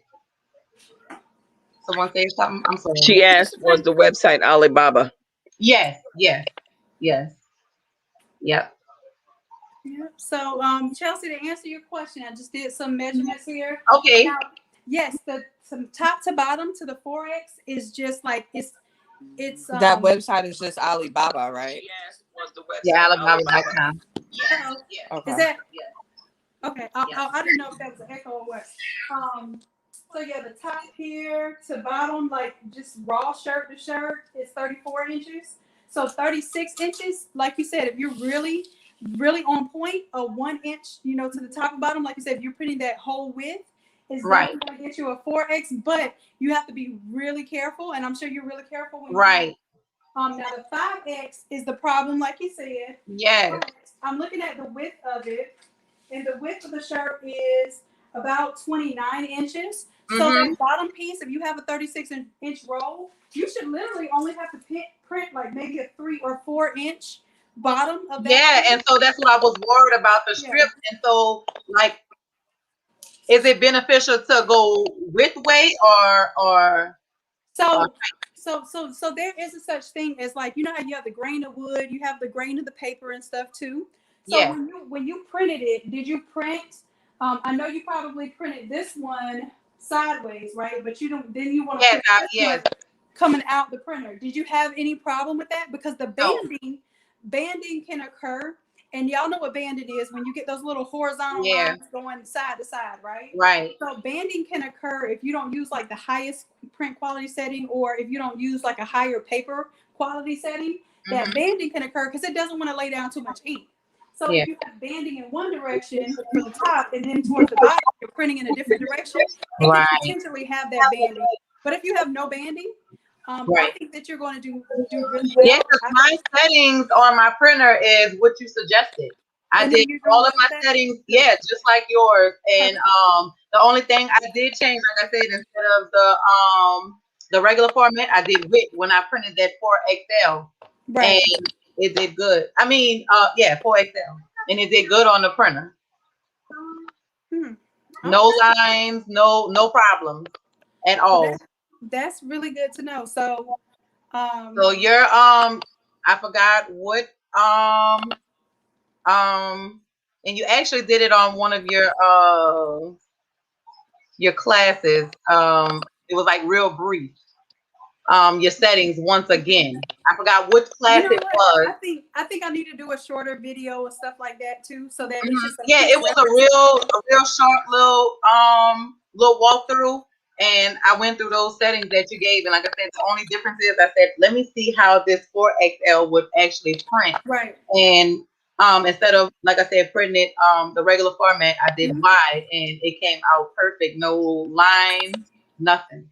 So maybe I'll do that, then modify it to where it goes up to a 4X, and then the 5X just will be a separate template. If somebody wants to do that, then I think that would pretty much cover most people's grounds. If you need a 5X, you just know you have a premium, and that you would have to have that type of printer. Yeah, because it kind of intimidated me, and I'm like, that's a perfect question, because I've known, I know you ran into 5XL shirts, and I'm just, like I said, I did a real quick test. And like I said, I came out pretty good with it, but I sliced it. I sliced my design and like layered it like we would do a 13 by 19. Right. I sliced it and did 2 halves, and it came out real good. And like I said, with the sublimation paper being that it's tacky, I didn't see any ghosting or that actual line where it was separated. But like I said, I kind of Russian roulette it, so I don't want to do it, and then someone orders from me, and then I'm stuck. So, but it's good that you preemptively wanted to make sure that worked for you and for your clients. Right. So I want to let you all know too, and Tanya's working with me as well, and some of the ladies here, that we're working on the whole network deal with us doing the large format printing. Obviously, sometimes I'm getting inundated with stuff that I need to basically start passing the book and passing the jobs over. So whether it's artwork, because I feel very confident, a lot of you who maybe have never touched Photoshop a year before now are able to not only navigate my templates, but even show me, hey, Shannon, did you know you could do this here? You can improve that. So we're going to have artwork where we'll have art help for that. And then we're also doing the large format printing, and then you're able to do wholesale prices. So wholesale ink, we're looking at somewhere between 40 and 50% off of whatever the ink prices are, whatever the cartridges prices and the chip prices. Because the idea is that if I help you get it at near my cost, then we're able to basically produce the same level of quality and able to reach more people in the world, and then thereby we're growing the brand together. And I want to let you all know that too. If you're interested in doing large format, not saying that you have to partner up with me or anything, but that option is going to be available. And we're working out the kinks now and trying to make it so that it's seamless. But I definitely want you all to know that. And if you're doing large format, this can really help you save some money too, because these supplies get expensive. And yeah. You know Definitely. exactly Yes, what I'm talking yes, about. definitely, changing the chips out, the good thing is with the Epson T7270, the ink doesn't run out fast. Right. To Yeah, we can't have those and 700 I million. printed a lot of things and was Yeah. testing prints. I was just printing just to be printing, to be Right. honest. But when I first got it, because I wanted to see how the colors come out, if it's vibrant. I've been messing around with the gradients. So Right. I've seen in your There videos, you go, my gradient girl. yeah, Right. yeah. And matter of fact, the one that I showed you actually had a gradient on it. Yeah. It's like a green and blue. You see it? It's kind of like, yeah. Uh-huh. And so I see love it because it comes out very vibrant. Right. So, and like I said, I was just printing, just to be printing. And I'm surprised. He's like, you're going to run out of ink and you're going to be crying like a baby because the ink is not, cheap. Well, let me know when you're ready to reorder, and I'll give you the wholesale. Yes, you discount. definitely have the whole shebang. And I'm just like, that's way, way very convenient. Because to convert it, I had actually spent, you might say like $500 altogether. Yeah. To go ahead and convert everything. But yours is just all there, and it's just one little click, and I'm like, okay, let's go. So that's one thing that I did learn. If it's something that you ever need that you do like tend to look at like, oh, I wish, if you ever say I wish you had this, then let me know. I'm not going to be the person that has all the substrates. I'm not even going to lie to you. The substrates aren't really my whole thing. I like to provide substrates that either people overprice other places, or that we use quite extensively, that tend to go out of stock very often. But my thing is, I want to push the art, I want to push the ink, I want you all to basically have some tools to set up. So even with our wholesale network, we're even going to have the templates at wholesale, so you don't have to wait for a sale to order templates. You'll be able to do that sort of thing on a regular whenever you need it. So we're definitely building that network. I'm so glad to have this confirmation here tonight. And I know we've been on this thing for a good little some hours now, some 3 hours now. We done made a movie tonight. No, I told you this is one that I definitely could not miss. Like I said, I'm new to the little NA lab family, and it's been I tell you, if I don't catch it, I try to catch it. I try now. I see that the classes are online and to join. So that's what I definitely want to do. But I'm like, this is right up my alley. This is what I've been waiting for her to have a conversation about, is this large format, because it is a big intimidation. But like I told you, I have actually I was just printing to just see. And once I got that first confirmation, no lines, I didn't have to do no more head cleanings, and that boy was printing. I was just printing away. I printed small, medium, large. I went all the way up to a 4XL. Don't even have a 4XL shirt, but I printed it out. That's I still have it. So I was printing. Chelsea, I got one for you. I was like stacking stuff. Like, let me see if I put this. If I take it and lay it down this way, I can get some 13 by 19s and do a whole order with one. Let me tell y'all a secret. If you do, I think up to like a extra large shirt, that space that's on the side, I print socks in that space. So if you want to make the t-shirt match the socks, I never thought of that. Yeah, you just you take the same background design. As a matter of fact, I did the shirt. That's good. Because you do have a lot left over when you do print. But I noticed, I don't have to pick it up again. You I can, be doing the 36. but in the paper you can see the outskirts of it, and that's still a lot of sublimation paper. So what I have learned to do is actually put it into my smaller sublimation machine, which is the Epson 2720. Yeah. And so I use those to go into there and print like smaller things, like for smaller substrate. You know. Absolutely. Absolutely. So so that tacky paper can go through there. Okay. My tacky paper goes through the Epson 2720 I have, and especially the Epson 7270 that I have with no problems. I have no problems with it, and that's I went through the link that Miss Shannon had recommended, and that's where I found the 36-inch tacky sublimation paper roll. Now, and I'll tell you this: you can use it. It's just it's a risk if you use it because it can cause buildup on your print heads. Like if all you did was just print tacky paper through it, it can potentially that tackiness is not necessarily meant for that system.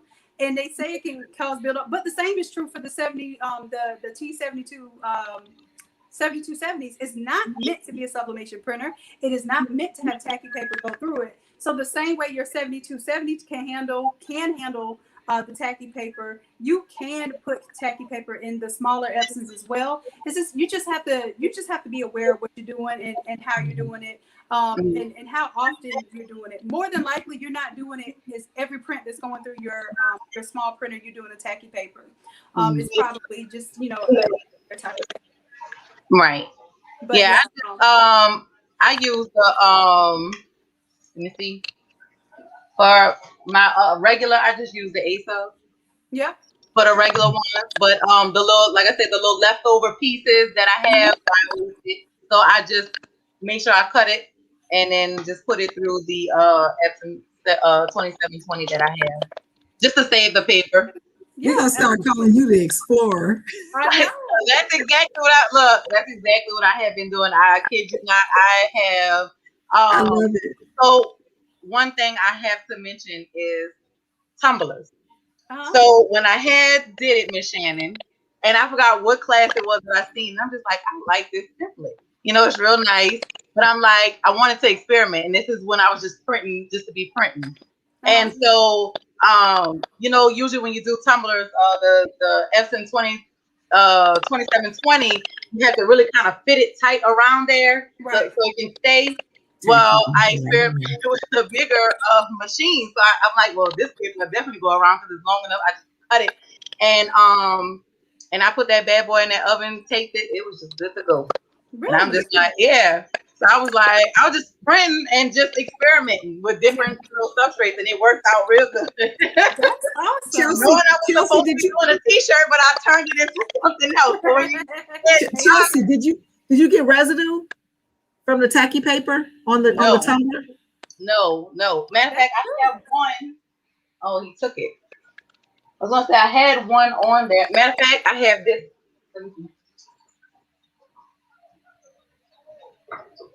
So this was actually done with the tacky paper. I did me a little little wine bottle. And matter of fact, this was the first one that I've done. It's like the little gift set, the whole little gift set with the wine tumblers and the wine, yeah. And so that was the first one I did. So that it probably is a TT because they have a TT, they have a sport tack, and then they have a super tacky. I think the super tacky is the one that they really don't recommend. And no, I don't have that one. So, I have the regular. So Tanya, if you want to try that out, and you probably have some hard substrates. Try try the super tacky because I know you have the super tacky. I have the TT. And I think Chelsea, you probably have the TT. Yeah, the TT. Yeah. Okay. Mm-hmm. So let's try that. The super tacky, just for kicks and giggles. Try it on something to see if you end up with that residue, and then if it ends up not being a problem, then we know like super tacky or TT, either one of those work.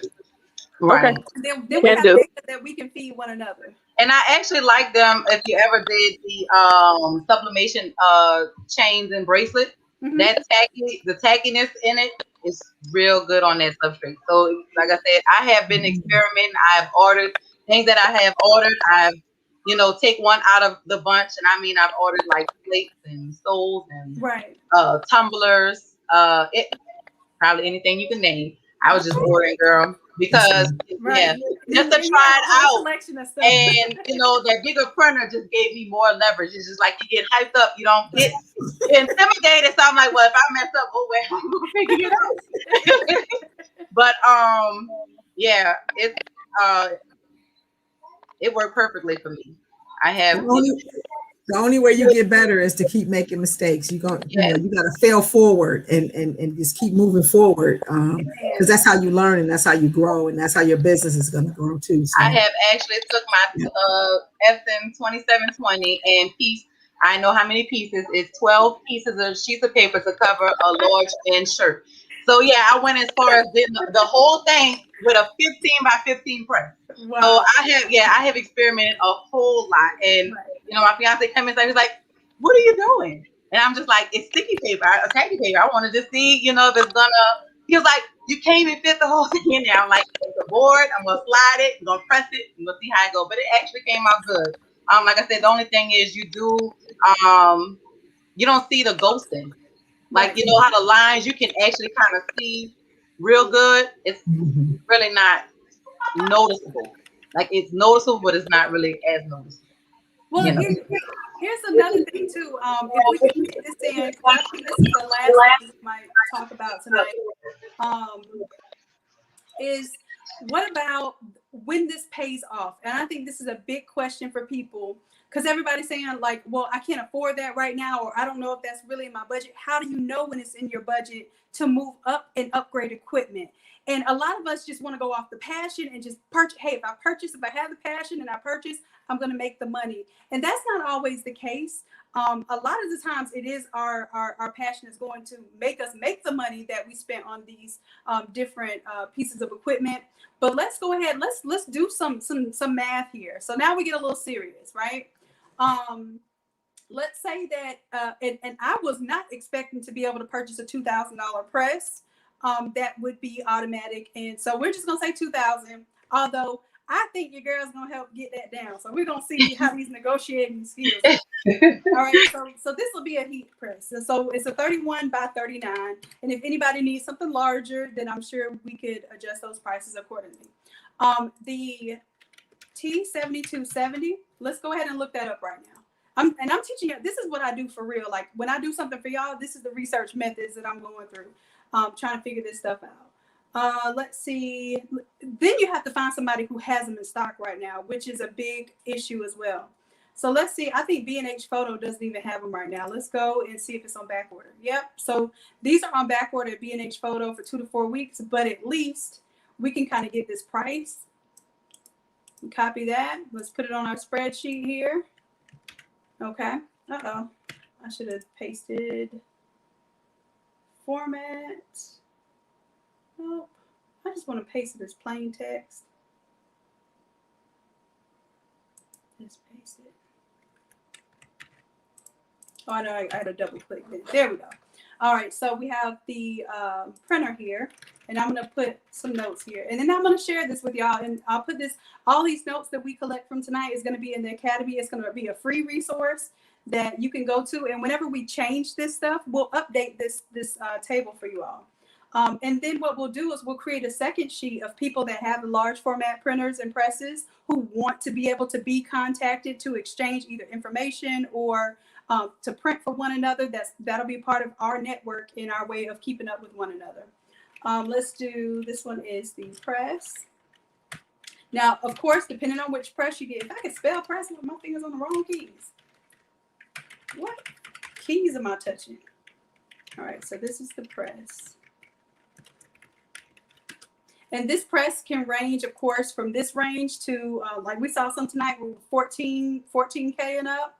That can range for you. Let's talk about the paper, right? Let's look up that paper. And let me go to my little link here. My roll was $130. And let's see If I go to heat transfer warehouse, let's go to sublimation paper. And we're looking for the tacky, this one right here, the text print TT. And I promise y'all help me out. Even if you never buy a template from me, you never join the academy or anything else. If you just, when you watch and you like and you subscribe and you use these affiliate links, it doesn't cost you anything, but you are really supporting your girl. You're really helping me out. And oh, I didn't know. I thought y'all were looking at my screen. Y'all ain't looking at my screen. Let me. We're looking at each other. I know, right? And y'all probably like, what is she typing in and talking about? So at least you did see me mistype about 30 times. Okay, so there it goes. Can y'all see my screen now? Yes. Okay, cool. So what I'm doing, I'm making up a little spreadsheet here, and then I'm gonna put, this is the paper we're talking about, the TT tacky paper. And then if I don't have an affiliate link, I'm not going to direct y'all to something just because I have an affiliate. If I find something better and cheaper, like for instance, I'm actually talking to Heat Transfer Warehouse, and they're really excited to partner up with us. They gave me the Sawgrass printer to try out, or not gave it. I got it at a really good price so that I can try it out and give my opinion on it. So so that we can develop that relationship. And I told them, hey, y'all's website is lacking because we need 13-inch roll media and we don't have it. So I have to send people to Coastal Business Supplies. So I'm going to send you a link to someone that has it if my affiliate doesn't have it. Either way it goes. But it does go to show you, when enough of us want something, we can make something happen. They are actually starting to get a manufacturer that will send them 13-inch roll media just because I told them that they weren't fitting our needs. So yeah, keep that in mind. If something you need and they don't offer it, let me know. So this one does have 36-inch. Now this one, they don't have the 44-inch. But so Tanya, let me ask you this. When you did the super, okay, but yours was super tacky and they have the different sizes. Do you remember whether you got the like a 400 feet or more like 300 feet?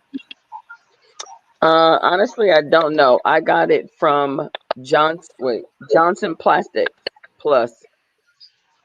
I've got mine 400 because feet. they're here in Georgia. So gotcha. Okay. I initially ordered their brand and it wasn't tacky at all. So they swapped it out for me and gave me the good stuff after I complained. And I sent them a sample and they said, oh, nope, it's not tacky. You know what? I had that happen with text print before too. It's certain batches, and it's gonna happen. And text print is like one of the leading manufacturers of sublimation paper.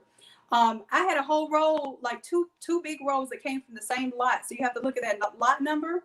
And then they tested it out, and their Coastal did. That's why I was really upset with Coastal, because I spent quite a deal on their paper. And they were like, oh, well, we tested it, and yeah, it's not as tacky as it usually is, but it still meets the threshold. And I'm like, I'm telling you, as a customer that uses tacky paper, that this stuff is not sticking. So either y'all let the moisture or humidity get to it. That's another thing. If y'all are thinking about working in like a shed or a garage or that sort of thing, beware of humidity and heat and these what we call environmental factors that can affect your setup. Shannon? Yeah, go ahead. I just wanted to give an update from, I think it's Chrissy Poo. She was talking to the vendor in China about that heat pressing. I don't know if you've seen the comments, but she said that he was saying that you can get them cheaper. He's telling me he can get the price down to $1,400. Yep, that's it. Chrissy Poo is on it. You doing the nagging for me tonight, baby. Go ahead and get it. I be nagging them people so much. I'll come back like, hey, this supplier said it's $10 cheaper. What you gonna do for me? And then they'll come back, oh, well, you want cheap product or you want good product? I want you to come down this amount of money for whatever product you got. I love it. They do it. And one thing, I was never a negotiator. Never, ever, ever. I didn't even like to tell people my prices. But when I started doing this, this kind of supply and demand, and then the COVID hit, and I was selling my stuff for cheap where everybody else was selling their stuff high, and especially like the graduation stoles and all that stuff. I said, boy, yeah, I just gotta figure myself out and stand up for myself. And when you do, the more assertive you are, the more they respect you. If they see you as a pushover, then they will continually try things to like basically push back your order to get somebody else's order out. I had to negotiate them actually refunding a whole order of mine because it wasn't done on terms. Like Chelsea was saying, they have a certain amount of days that they're supposed to get these contracts completed by. So you didn't complete my contract. You didn't even notify me. And then I have, customers waiting on these items to come in. So I had to order them rush from another supplier, refund me my whole money, and no, you will not get your product back. And that's the type of thing that you have to almost threaten to make sure that you uphold your business and that relationship and they take you serious. Yeah, another good thing. That's why I recommended the verified company because Alibaba.com does have like a secure payment. So say if your item is not even shipped them 30 days, they do not get, even though you pay for your item, that manufacturer does not get those funds until you hit the delivery, like you receive your package. That's when the insurer through Alibaba releases the manufacturer money until you receive your item, and you have to be the one to hit the button delivery received or item received. Right. They do not get funded that money until you confirm that. So it's called trade assurance. Trade assurance, yeah. And so they are very strict with that. Very, very strict with it. So another thing, the customer service rep that I went through for my press, I had actually texted them, and they are basically saying the same thing Christy is saying, and they're asking for your contact information. So I'll leave that to you, Shannon. Hey. If you want to contact them and talk to them, because it seems like they're pretty interested. It's been, like I said, the whole process with them, I can go through, and then the messages are saved. So I can go through like all the messages. They explain everything and to me, and the whole process, and it's real good. So I have that ready. But do you have an Alibaba.com account? Oh yes, ma'am. Frequently. Okay. Frequently. So she got frequent flyer miles. let's do an initial order. So I see some of y'all are ready to order tonight. including myself. I'm not going to act like I ain't excited. Yes, count me in. I'm ready too. So let's do that. If you get me that contact information, I'll stay up tonight and make sure that that I contact them. And like Chrissy Poo said, if they're already willing to go down that much for so many units, let me see what they can do on the shipping side as well. Right. Because I noticed that a lot of them will get you on the price and be like, oh yeah, shipping is the same amount as the product. And yes, I have, like I said, I have had that happen, and that's why I said, and sometimes the manufacturers, the ones that are even verified, they know, well, okay, you're getting it for this price, so you're shipping it to the United States, so yeah, I can charge you that. And that's why I specifically gave you the manufacturer I went through, because I thought that was just fair around the board. If you look at anything, especially a big item as such, $400, that's right around the price range for that, because it's coming in a very large crate. Like I told you, we're talking 700 pounds altogether. Right. So because it's all boxed and crated up. So and I had no issues, no dent, no crack, no nothing. So okay, and I think that's when the majority of the issues happen with transporting is actually once it gets here to the States, because people start roughing it up on whatever vehicles, or if they're putting it on freight, you don't know what is on top of it. Usually the shipping is fine until it starts moving on this side. Mine was actually box crated and then crated again. So that's probably, that's what, like I said, the machine probably itself is probably around 300 pounds altogether, because it until you put the wheels and stuff on there, it will feel light, but the whole machine itself. And so if it's double crated, I mean, it's only in for your protection also. So, it adds pounds to it, but I mean, it's to ensure, the distance it has to travel. Absolutely. So I will get on that tonight for y'all, and I'm serious. This will bump something else in the background now. You know how I'm always with a million things on my plate. but let's go ahead and like calculate what it would take for you to go ahead and get started. And I also wanted to mention the text print tacky sublimation paper. I did order the 36-inch, but the 393. Okay, the 393. Yes, and that's what I have in the printer now. Right. And that's why I was asking if you printed, because what happened for me, it didn't happen until I did like a few prints. But if you've done several prints with this this length of roll and it hasn't done the creeper on you, like the roll hasn't crept out, then I'm comfortable telling people to order the 400 foot roll. I have no issues, and like I said, I've been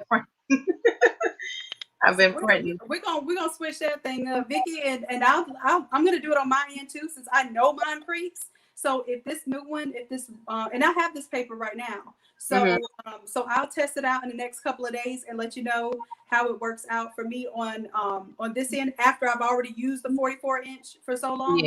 And if that's the case, then I would recommend that nobody really has to get even the 44-inch printer. If you're able to do the 36-inch wide media, because the 44-inch printer is the one that keeps being out of stock.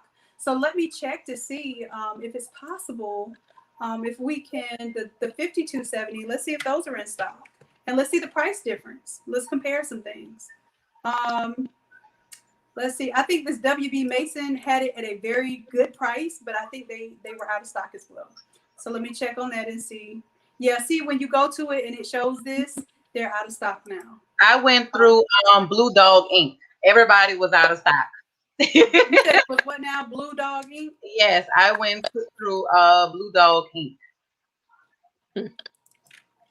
Because everybody was out of stock. Everybody. I called and I had got it for what it was 30.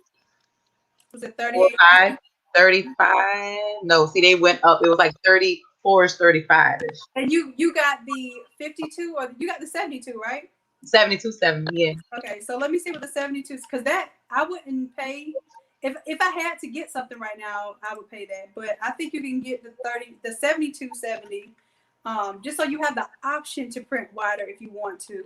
Like you said, I'd rather have the printer have the option to print wider and use smaller. Oh, see, they went up. See, I had got it for 30. Yeah, I got it for 35. Well, if y'all want me to contact them and ask them if they're willing to go back down, because I negotiated the price of my printer. The first one that I got, I negotiated the price down. At the time, this is when they had several of them. I was able to get it for 32, which is a steal. 32 delivered and all, no taxes.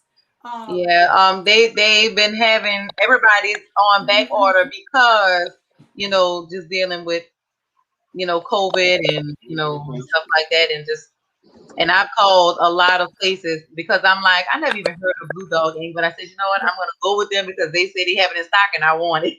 And I want that price because it was at like that 3,500 range. So I said that's a win bet. And the price that they have it right now, that's basically what I paid all together to convert it and sublimation paper and everything that was right along with it. So probably, you definitely probably can, talk them down. Right. And then I'm looking at Tiger Direct, which is where I got my second one from. And they just have the dual. You don't need the dual. If anybody sees a dual, if you can get the dual at the same price, it's worth it because you can put two different rolls of media. So you can put your 36-inch roll and you can put a 13-inch roll in there and basically be able to pull from either one of those at any given time. But it's not a necessity at all. Yeah. I was going to ask you about that if it was beneficial for it, but I'm just gonna go ahead with the 7270. Because all the other aspects I didn't really. I guess it wasn't. I wasn't thinking it was a necessity. So I just said, let me just do the 7270. And I mean, it prints good. It prints fast. I mean, and the size I need. Right. Exactly. And I don't even see Tiger Direct doesn't have them. B&H is I think I have a stock alert on this just so I can know for you all. I don't plan on ordering it. Well, I did think about ordering the 36-inch when they had that thing for 26 or 28. Tanya got it. I thought about getting the 36-inch just because I was like, man, bad price right there. It's looking kind of good. Was it 36? It might have been lower than that. It was lower than that. 32? It was lower. It was definitely under $3,000. Oh, okay. I think I walked out the door with 2,700. Ooh, yes. Yeah, I walked out the door at 27, and I think the shipping was free, if I'm not mistaken. Yes. And I, was thinking I'm gonna get this used piece of equipment, and I was like, oh my gosh, I didn't know what was gonna happen. The buttons were gonna be worn off, but that thing was brand new. The guy brought it on the truck. He used a power jack and just squeezed it right into my garage on the pallet. And it took us a couple days to get it off and get it together. I didn't even put on the take up reel because I just wanted to start using it. So I don't cut it at the end. I just stop and let it dry. And then I cut it manually. I mean, I push the button to set it. It doesn't cut automatic since I don't have the take up reel. I didn't want to hit the floor. Yep. So even if we're able to get the 5270s, I'm gonna do a little research on that. So you can do the 5270 if you're okay with a 36-inch printer, like what we're discussing tonight. You can pretty much do up to a 4X on a 36-inch roll media, and then if you need to do a 5X, you could print an extra little strip. And I'm not gonna say I should have got the other printer because I don't really I like playing with the stuff and not necessarily doing all the manufacturing work. So it's probably good I didn't get the other printer and one of y'all got it. Let's see. So paper, of course, like the ink kit. And this is what I want y'all to do. If you're doing a large format print setup, make sure you contact me before you purchase, because I can give you a coupon code if you want to be a part of the network, so that you can get a discount. Like our preferred vendors, our business partners, they have a certain discount where it's usually 40 to 50% off depending on what the product is. But even if you're not a preferred vendor, I can give you a discount. It won't be what the preferred vendors get. But just let me know that you're doing large format and I'll work out, just like I'm trying to get better pricing for that. If we're doing large format, I will work on better pricing for that for you all too. Just because if you're considering another ink out there, I'd rather you at least try True Ink first and then fall in love with it. And then you'll be willing to pay thousands of dollars for a gallon if you need it, because you're going to love it. So let me know if you plan on purchasing elsewhere. I will at least do a price match for the high quality ink, because there's different sublimation inks out there for these big printers, and one of them is not what I call the pro level ink. It's basically just big bottles of what you put in the smaller Epsons, and I have that ink too. The 1,000 milliliter ink bottles that look more cylindrical. That's the same ink that goes into the eco tanks and all of that. It's a different formulation of ink than the pro level ink that goes in the 7270s. So y'all understand that there's some difference there. So you may find cheaper ink, but it might not give you that vibrancy and that sort of thing. So if I can get you to convert over to True Ink, I'm gonna work some deals out too. Okay. Since we're talking about ink, I wanted to see your input on this, because this is the ink that I use by inkprostoday.com. Oh, I have some of their ink. And I mean, I haven't had any issues or anything, but I had bought that before I found out you had ink. And that's okay, because here's the thing too. We're doing a challenge. We're gonna do it. I haven't gotten a TikTok yet, but I said I'm gonna create a challenge so it makes me get a TikTok. And the challenge is gonna be like comparing the True Ink to other inks. And I want this to honestly be something that we can have a real experience about, because I've already tried the ink against some of the most popular sublimation inks, especially for the desktop series. Mm-hmm. And I know for a fact it outperforms most of those. But for the large format, there isn't as much competition. So I want to know, how is it performing? There's Ink Owl, there's Ink Pro Today, there's another one that does large format. I can't think it's of it. Really not too much I've seen. Right. Besides the two ones that you named, because obviously I have one, and then I've seen yours, and I haven't really seen any other sublimation ink, that they said that's compatible with the large format printer. So you whenever you're ready to change out, I want you to, like, right before you get low, try I'm sorry, I've been stealing all of your time Yeah, tonight. Them babies yeah, like, you that's know my what? two little girls. I've been seeing them in the background. I've been waving at them Yes, and stuff. Yeah, usually my little niece and nephews are being little bugaboos for y'all. yes. But yeah, so when you get to where you're getting low, I want you to print something out that you know has a lot of color in it. I Mhm. use my little True Colors, shirt, whatever, and I'll print it. I've actually printed this with the desktop printer, doing the tiling method with a 13x19, and then I printed on the back of it with the pro level ink. And there is a big difference in the color gamut, like the intensity of the colors that you can really get with the pro ink is more advanced than the desktop ink. So I like to tell people that, yeah, you can put this regular ink. I have people that buy my 1,000 milliliter regular ink to put in those printers, but your color gamut is not as wide as if you buy the pro ink. Right. So I want to see that, and when you give it a try, I want your honest opinion on that. Right. And Definitely. see, that was one of my when I was just on one of my little printing, sprees, because like I said, that you mentioned the gradient. Right. It has to be very vibrant in order for it to show on the shirt. So you test Mm-hmm. you test your ink out by printing, something that should be very vibrant. Like I say, it's been fine.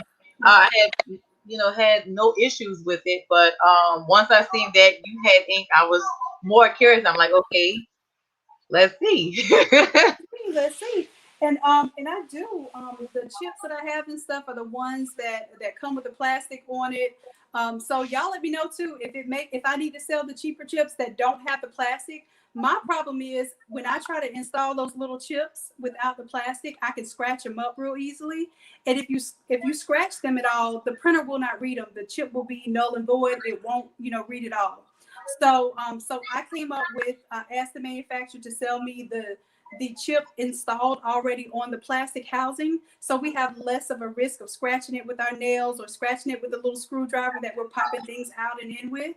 So I do have these without the plastic that I can offer as well. But let me see, where's the ultimate kit?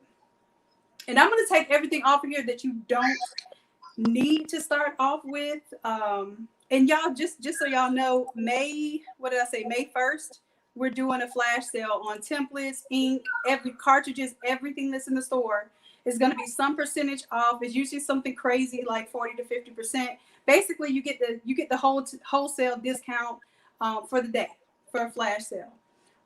So let's see. You don't have to have chips, and this is the thing. You don't have to have chips starting off. I recommend that you get them. So this is like my, matter of fact, let me show you what the difference is in this price. This is my add everything to the bag. You'll have a set of backup chips. You'll have a set of maintenance cartridges, and everybody picks it the way I say maintenance. I pronounce all the syllables. And let me see, what do I need to put in stock in order to get this? Because I just got new stuff in. All right. Well, let me just manually add this up. This is not going to let me do it right now. But I'm glad I'm seeing this because this is going to tell me to change this inventory list tonight. All right. So what you need, because I'm going bare minimum right now, you just need the cartridges. So you don't even need the maintenance tanks because your printer, and yours came, Chelsea, yours came with the maintenance carts in it, right? So they're already installed. Yeah. And I always tell people, if you did get the ultimate kit, it's going to have the backup stuff that you need, the backup chips and the backup maintenance cartridges. So let's say $44.97 is the cartridge, and that's times 5 because there are 5 cartridges. And then the ink, the pro ink is a higher level ink than our regular ink, and it's $109.97. So say 110 times 5, that's $550. So that's what you would need to start off if you catch it on the flash sale. And I'm giving y'all this heads up because it's going to be limited supply, like basically whatever inventory can support. Then you can get this. I'm going to say, let's do, in honor of May, we'll do 50% off. So let's do 50% of that. That's $387.42. And then that's what the business partners would always get their inks and stuff for, because basically you're helping grow the Innate Lab network. You're using the templates. You're using your affiliate codes to get people to come to Innate Lab and buy their own ink or buy their own template. So basically, for you helping to promote Innate Lab, you're gonna get your inventory that you need from me at that 50% off mark. So, and Corey, if you need stoles, I just got some more in yesterday and updated the inventory for those. The same people that I told you, I was gonna get my money back from. They kind of buckled, and now they're talking about I'm gonna be a preferred customer for them. So yeah, and Corey, I'm gonna try the Pro Ink in the desktop printers. I am. Cinco de Mayo. So we're gonna do, and this is Mother's Day too. So I know how, we don't necessarily get the gifts that we want sometimes on our day. So this is your opportunity to get it for yourself. But yeah, that's the minimum to what you're gonna need. If you want to add the chips, I would definitely advise you have a set of maintenance carts and a set of chips, because when that thing tells you it's empty or it needs a new maintenance cart, so you don't want to have to wait for that to come in. Okay. So y'all be on the lookout. I'm going to update this inventory tonight too, because one of these things is showing that it's not in stock. And I know for a fact we have these things in stock. Let's see. Y'all have any other questions for our panel tonight? Because I think we're getting a little quiet and tired. We got energized, and like it's almost midnight. We're about to all expire and turn into Cinderella.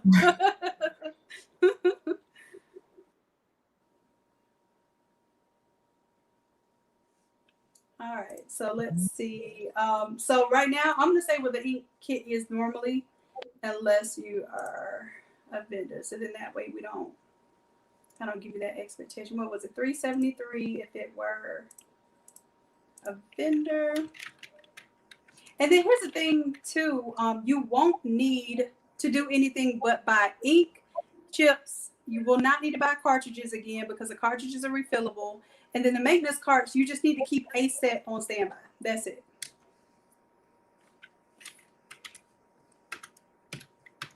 And I'll say it's anywhere from $373 to about $740 or something like that. My math might be a little off. All right, so I'm going to put the maximum up here, and of course you'll be able to take that down based on what you want your relationship to be with Innate Lab. What else do we need? Now, your substrates and stuff like that, you're going to need those on a per order basis. So you may need to get you a little stock up of some shirts. But I'll even give you my opinion on that. Not the S word, but the shirts. I do that all the time. I spell shirts as a bad word. This is what I do. I have a bin. I'm going to go grab my little bin and show y'all how I keep inventory of shirts, like when I go to events and stuff.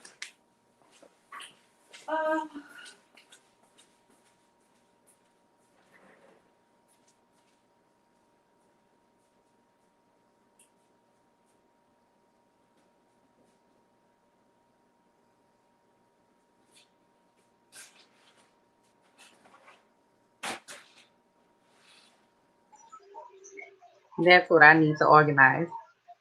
Shirts and socks and all these different things.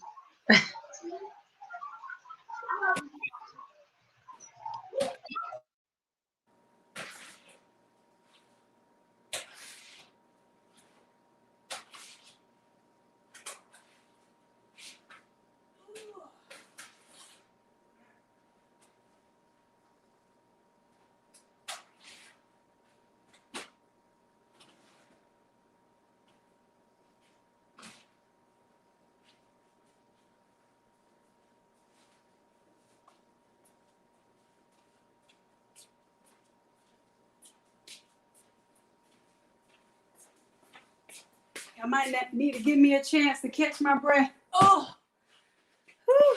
I got a whole room full of these things. All right, so let me pull it down here so maybe y'all can see. Oh, there we go.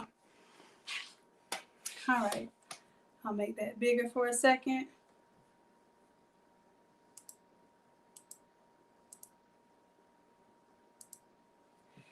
All right, so these are little tubs that I get from, I think there's 64 quarts. Sterilite, yep, 64 quarts. Sterilite bins that I get from Home Depot. You get these from the dollar store. All right, and then I make this little divider inside. Do you see that? And this is a little cheap foam board that I get from the dollar store. And what I do is I'll put small, medium, large, extra large, and just keep a few of these sets. And then I'll mark on the outside. I don't have this one marked. Oh, you know what? Let me see. Can I take the comment down so you can see better? All right. See how I can see from the side how many shirts I have there? And what I'll do is I will mark this bin, how many smalls are up to this line, how many mediums up to this line. Now this is my Sublavie bin, so I'm trying to get rid of these Sublavies. Y'all don't even understand. But I do my 21 M's the same way if I'm taking them out. And then when I look at my inventory, I can say, hey, I don't have 12 mediums anymore. I'm running low. Now, of course, I keep more now than I have before, but this was my way of just making sure I had at least 12 of every size. If you're thinking about how you might do the smaller sizes, these are my youth shirts.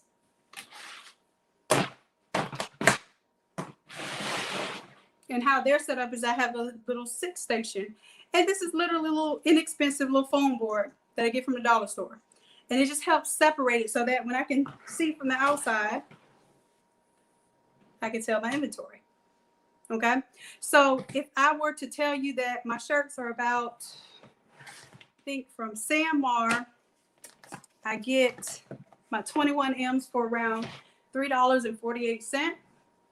Y'all let me know, like, what are y'all paying for your 21 M's? And then I'll see if Sanmar, I don't know if y'all use Sanmar, but if you have a tax ID, I'll see if I can get Sanmar to give y'all the price that I get. Because I do get like a preferred price from Sanmar. It's hard to find 21 M's right now. Alpha Broder and Jiffy shirts, they are low in stock if they have any at all. Let me see, because I've kept a good stock of them for some time now. I actually bought them by the cases a little while ago, when it was going real low. Oh yeah, so I might need to sell my little 21 M's. It's like stock, like when they're out. You know how you can kind of take advantage of the market. Dude, I'm gonna sell y'all some 21 M's. So, but I think this is an overall shortage because somebody else said the Gildans were low. Let me see if the G42,000s. But y'all see, I can get them and then they went up on my prices because I was getting them for $3. Last I got them was $348. Now they're $356. Shannon, we can't see your screen if you think you. Oh, y'all just looking at a big old picture of me right now, Lord. Hold on, let me see if I can get it right again. There we go. Okay, and all right. So yeah, I was showing y'all the 21 M's. I'll show you 21 M for a second. It looks like they're low in Sanmar too.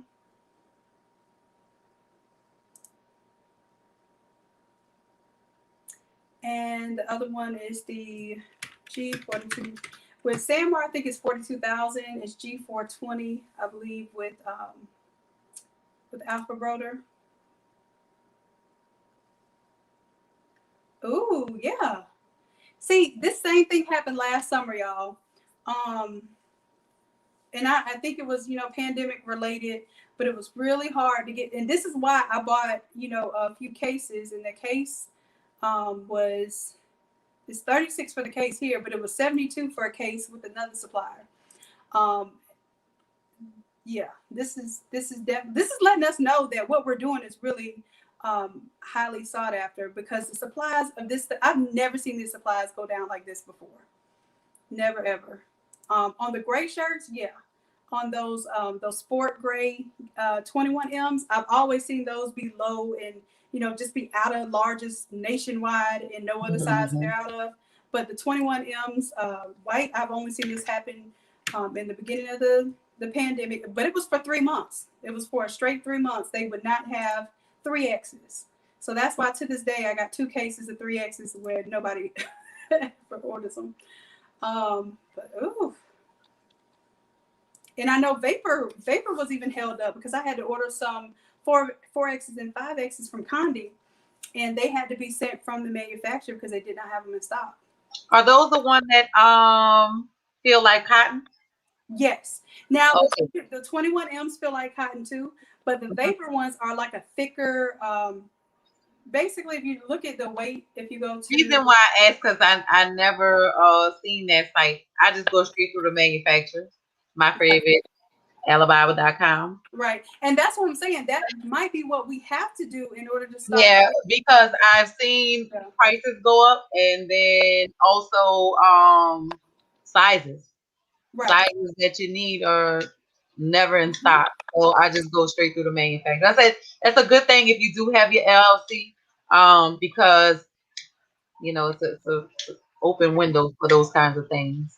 Right. And shirts was one of those substrates I never wanted to stock because you have so many variations of sizes. You do have to have a warehouse to source them, and then you have to keep them a certain way because sublimation shirts.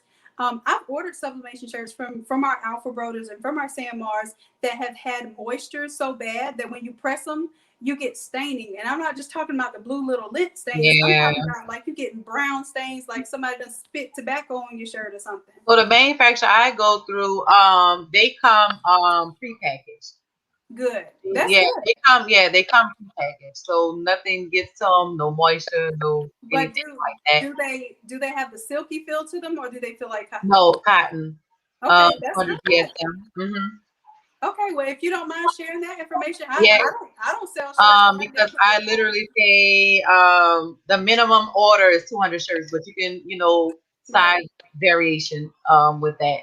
You can do whatever sizes as long as it equals up to 200 shirts, and you're literally paying if you add the pricing for the 200 shirts plus shipment, you're literally paying about $240 a shirt. Right. So that is really good. And if that's something I can help out with volume discounts, I don't mind checking on these things because I didn't even realize this was a problem because I have so many shirts stacked up, like it's stocked up. Yeah. I didn't even realize this was an issue again. But the reason why I have them stocked up is because this issue occurred last year and it went on for an indefinite amount of time. Like nobody knew when they were going to make the 21Ms again. So yeah, if you're willing to share that information, I'm sure that would be great. Yeah, I can send you some, links that I use. I have your email, so I can just email it all to you. Yeah, just email you can kind of, you can, go through that and share it on your platform.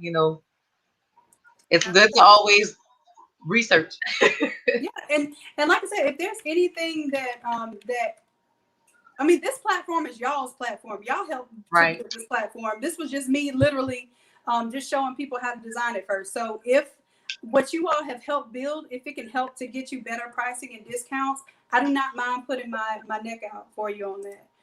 Especially if I know it's going to help y'all in the long run. So I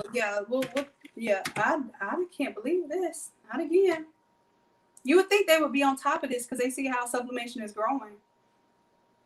Yeah, this is ridiculous. I've never seen it like this. Yeah, by the time you pay $4 or $5 a shirt plus shipping, you might as well just go do the same thing they're doing. Just go through the manufacturer and just wait them a couple of days or whatever. I mean, if it's on demand and you're actually absolutely need it right then and there, just buy a couple to cover your ends until you actually get, what you need.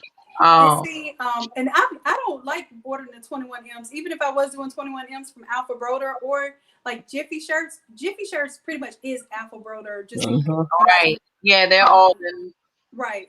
Yeah. They just allow you to order through Jiffy Shirts without having to have the licensing and that sort of thing. So basically you get the same price on Jiffy Shirts as you do Alpha Broder, even if you have a vendor's license unless you go negotiate a better price with them. You see Right. how this is $420 on Alpha Broder, and I just showed you it was like $360 on Sanmar.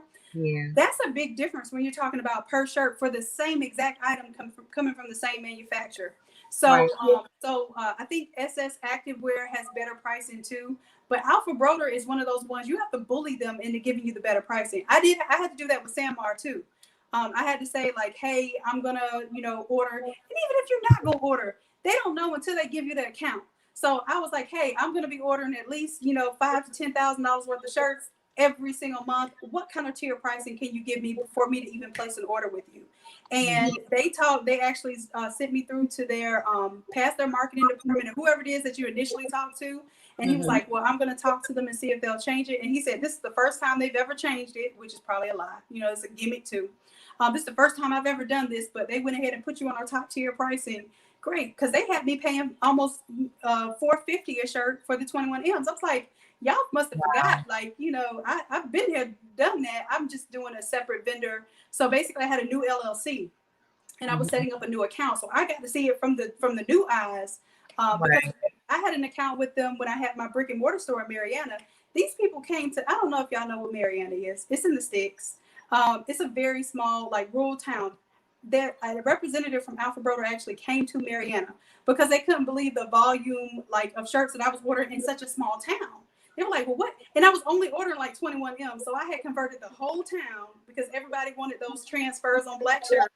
And I was like, I'm not doing them sticky transfers. Count me out. I converted that whole town to sublimation. And now to this day, they know what sublimation is. They go and ask for sublimation, from any other t-shirt designer because they understand what the quality is. So you can get people to buy white shirts. You can get people to buy your designs. You can get people to pay you for your time. Don't sell yourself short with all of these tools and things that you're paying for and you're investing in. Let them pay you back. Let them pay you back with the quality of work you do, and it will stand out. But yeah, everybody's asking for the shirt vendor. So Chelsea's going to share that information, and hopefully that will help a lot of us out too. So that's good. So I was going to put on here about $4 a shirt. So I'm still going to put that in, let's say every size. So small, medium, large, XL. Let's say at least XL, 2X, 3X, right? And then you can tell your 4X and 5X customers that they have to special order, or it might take 2 weeks, something like that. Then you're going to need youth. So youth small, youth medium. I don't do youth extra. No, I don't do youth extra small. I do a 5'6". So youth medium, youth large. I do not do an adult extra small, and I do not do a youth extra large. The reason why is most of these suppliers have even stopped making youth extra larges, and they stopped making adult extra smalls because they're basically one and the same. Yeah, that's the only thing I don't have adult extra smalls. It's just what you have. You can get a youth with your all the way up to 5XL. They offer. Yeah, you can get this youth if you that tiny, you'll be all right. All right, so let's see. Got you, love. All right, so let's say you order, let's just say 10 of every size. That seems like a lot, but that's 1, 2, 3, 4, 5, 6, 7, 8, 9 sizes. And that I'm giving you the real. Don't even think about doing all over shirts if you're not going to keep. Don't think about investing in all this equipment if you're not going to have some inventory on hand. Because you're going to lose money waiting for something to come in. So if you're going to invest, like you already invested these thousands of dollars in the equipment. So go ahead and invest some money in your shirts. So let's do our little equals here. We're going to do 9 shirts, like 9 sizes, right? Times 10, because we want 10 of each shirt, times $4. Let's say we're paying $4 a shirt. Okay? That's not that much to have invested in some shirts on hand. Don't lose money because you don't have any shirts on hand. Okay? And then you're sitting here scrapping, trying to find shirts from Alpha Broder right now, and you can't even make a couple dollars for 3 months because you got to wait for it to come in. Okay? So not bad. let's go ahead and do some summages here. So let's add him up. All right, so we're looking at somewhere around about $7,000 to really get this thing completely going. I will tell you, to do large format, that doesn't sound astronomical. I was looking at a $10,000 press. Especially when you're talking about that geonite, that's 8,000. Yeah. That's what I was looking at.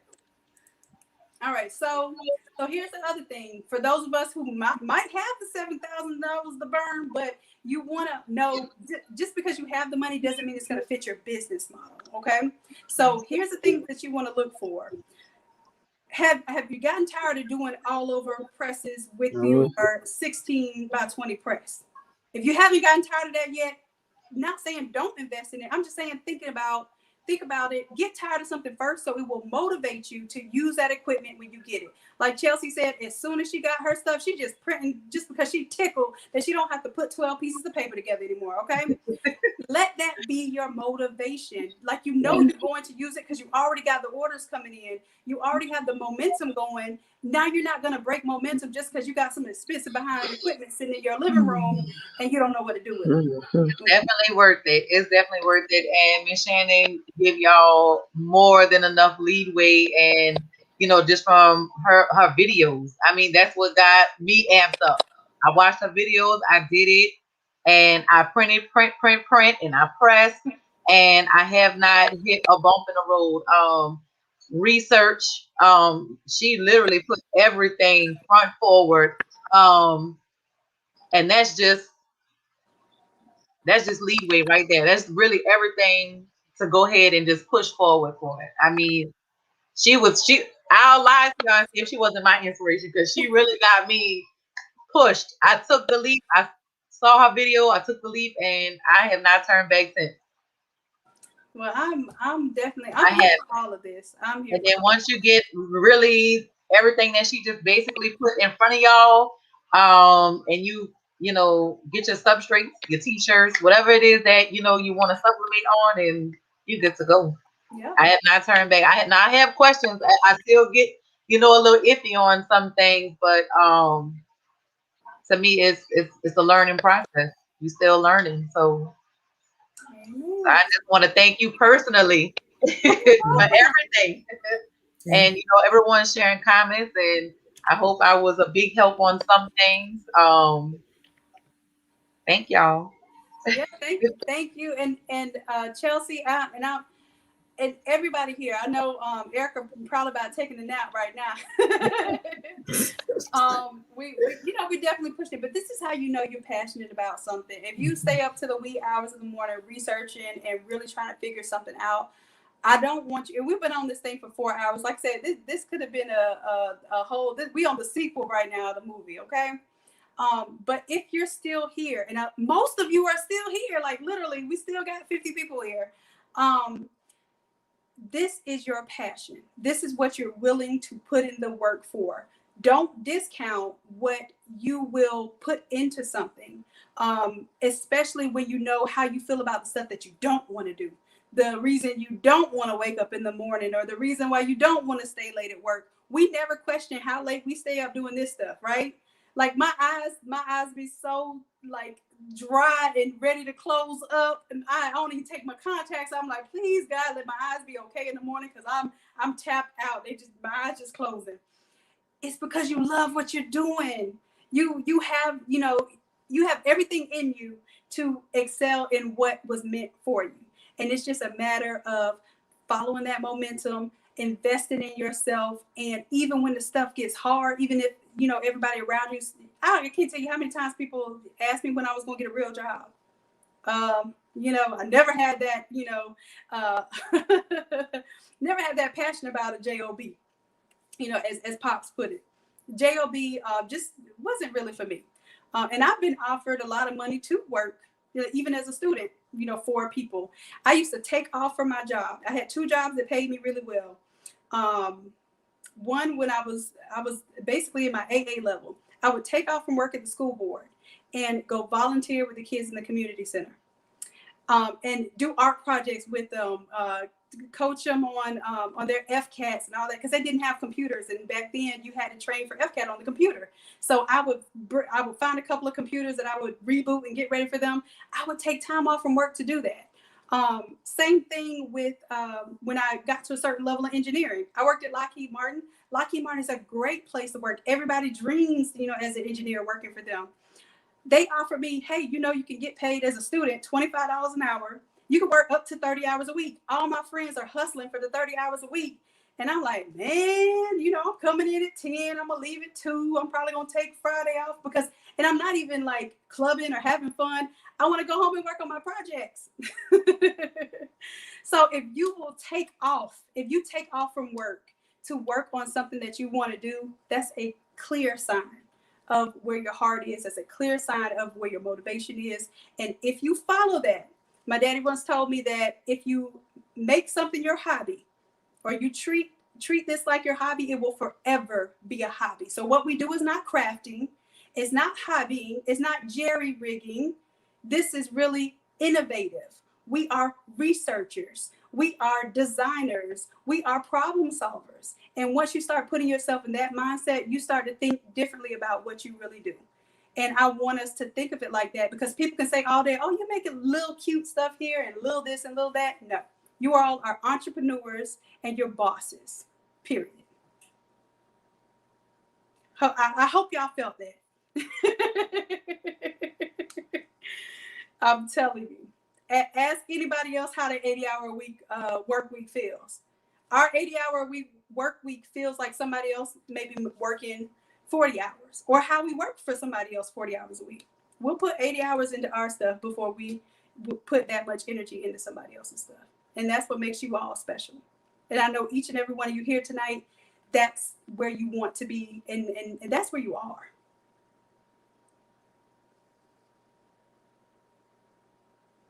I'm sitting here reading some of these comments now.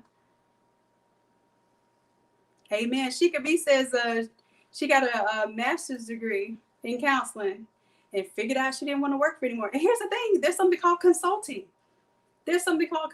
You do what you do, set a price, help other people get that together, and then you're a consultant. And I always said that growing up, I was going to be a consultant. I didn't know what a consultant was. I didn't know what a PhD was until I got it. I was like, okay, some extra letters, let's get it. Yeah, and then we're talking about the cricket shirts. Chrissy was talking about the crickets.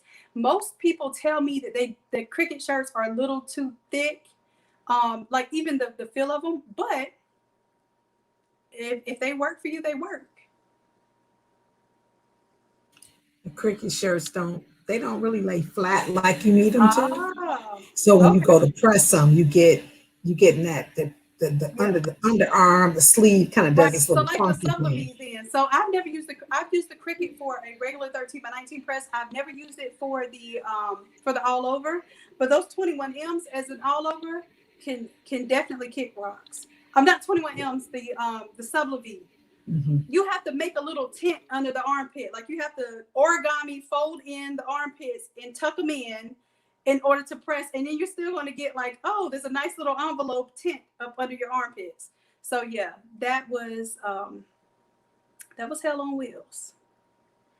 All right, look at Jay. Now I ain't telling everybody to go quit your jobs. Y'all don't listen to me. Y'all might be living in your shop and doing some things you don't want to do. Doing something strange for some change. Don't tell them I sent you that route. But Jay Rashay, congratulations. She says she quit her job as well, and glad she did. This is what we're here for, to empower you to basically make this, a replacement for your 9 to 5. When I tell you, even we started homeschooling, we wouldn't have been able to homeschool if I was working somebody else's anything.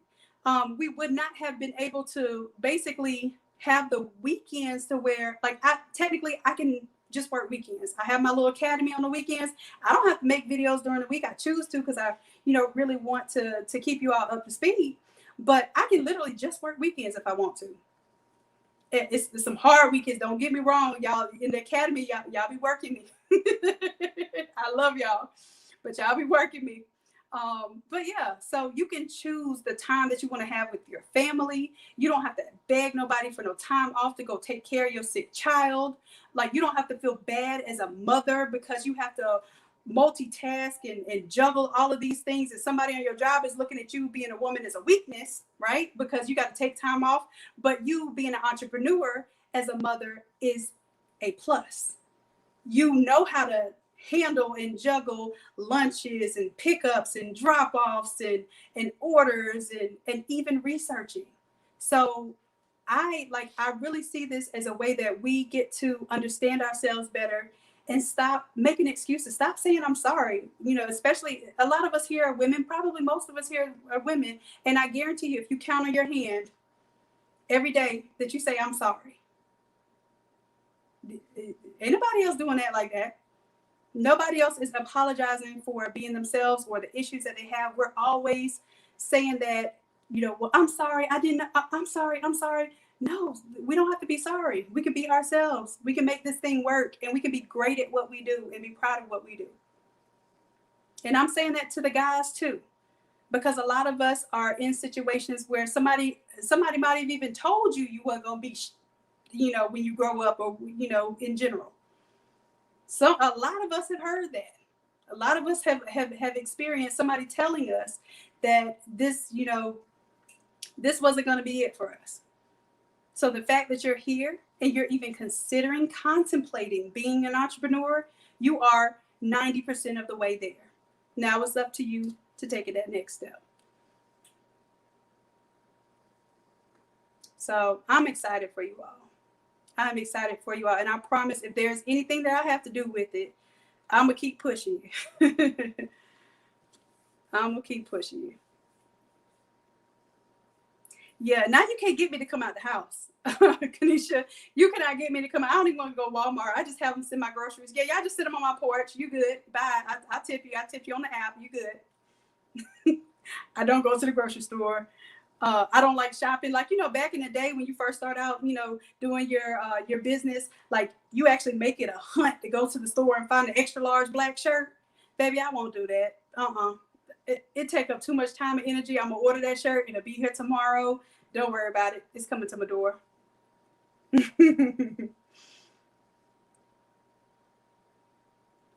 Amen. Chrissy Pooh said, husband said, don't worry about no job.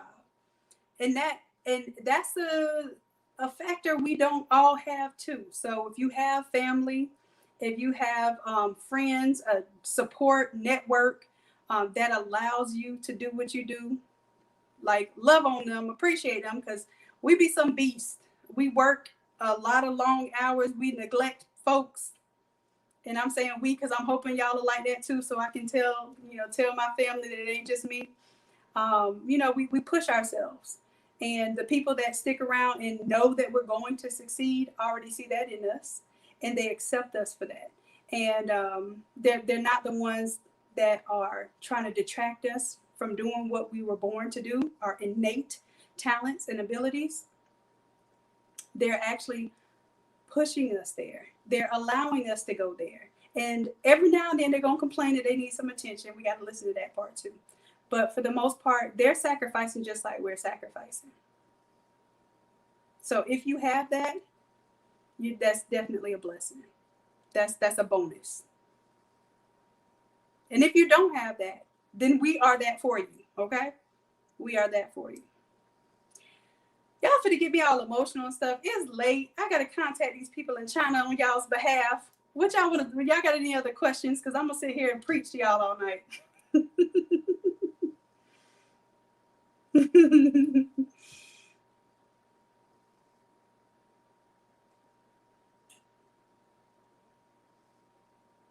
Amen. I'm glad.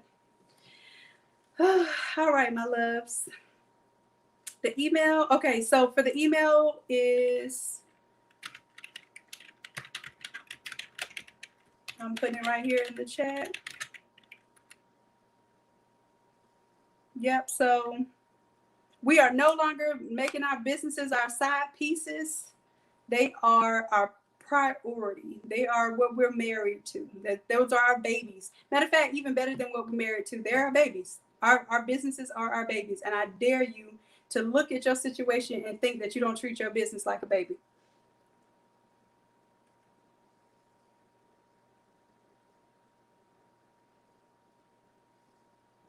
All right, Danica, or Danica.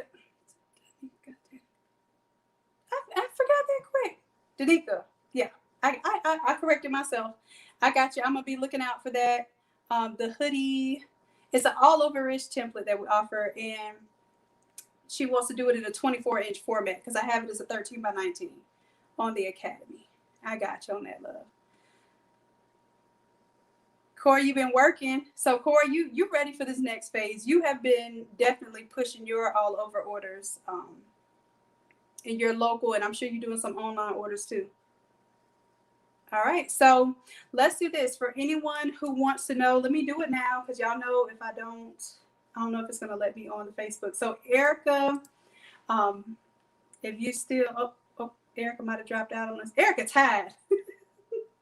But I will, we'll go ahead and create a post where anyone who's interested, now we'll have the interested folks, but I'm going to go in and talk about X amount of people who are interested in purchasing in X amount of time. So I'm going to come in with at least saying, well, I probably want at least 10 units in the next 48 hours as far as what orders might be coming in. And I think we have 10 people who will be ready to purchase. And even if not, I'm going to get the quote for the 10, and then I'll do like our customers do us. Well, I don't really need 10. I just need 3 right now. And then I'm going to come back and get the 7 later. You know how our customers do us. So we're gonna try that out. We're going to see if that works on the chat man. All right. Corey, you've been doing a lot of stoves and you about out? Okay. Get it, Corey. Get it. All right. So I'm going to ask them about at least 10 orders within the next 48 hours. So we finna come with some little, some bread and see what solutions they come up with for us. And I'll also see if they can rush our production, okay? All right, so we talking about money in hand. Let's do the Stevie J. We're gonna do the get this bread. All right, so I'm on it for y'all. Let me do this while I have some energy because I'm talking all this mad talk. And then when my eyes close, I'm gonna be passed out on y'all. All right. I love y'all dearly. Do y'all, Vicky, Chelsea, Tanya, anybody else is on here? Kim, I know probably Erica's probably even still on here, knowing her because she stay on demand, making sure that she stay there for y'all.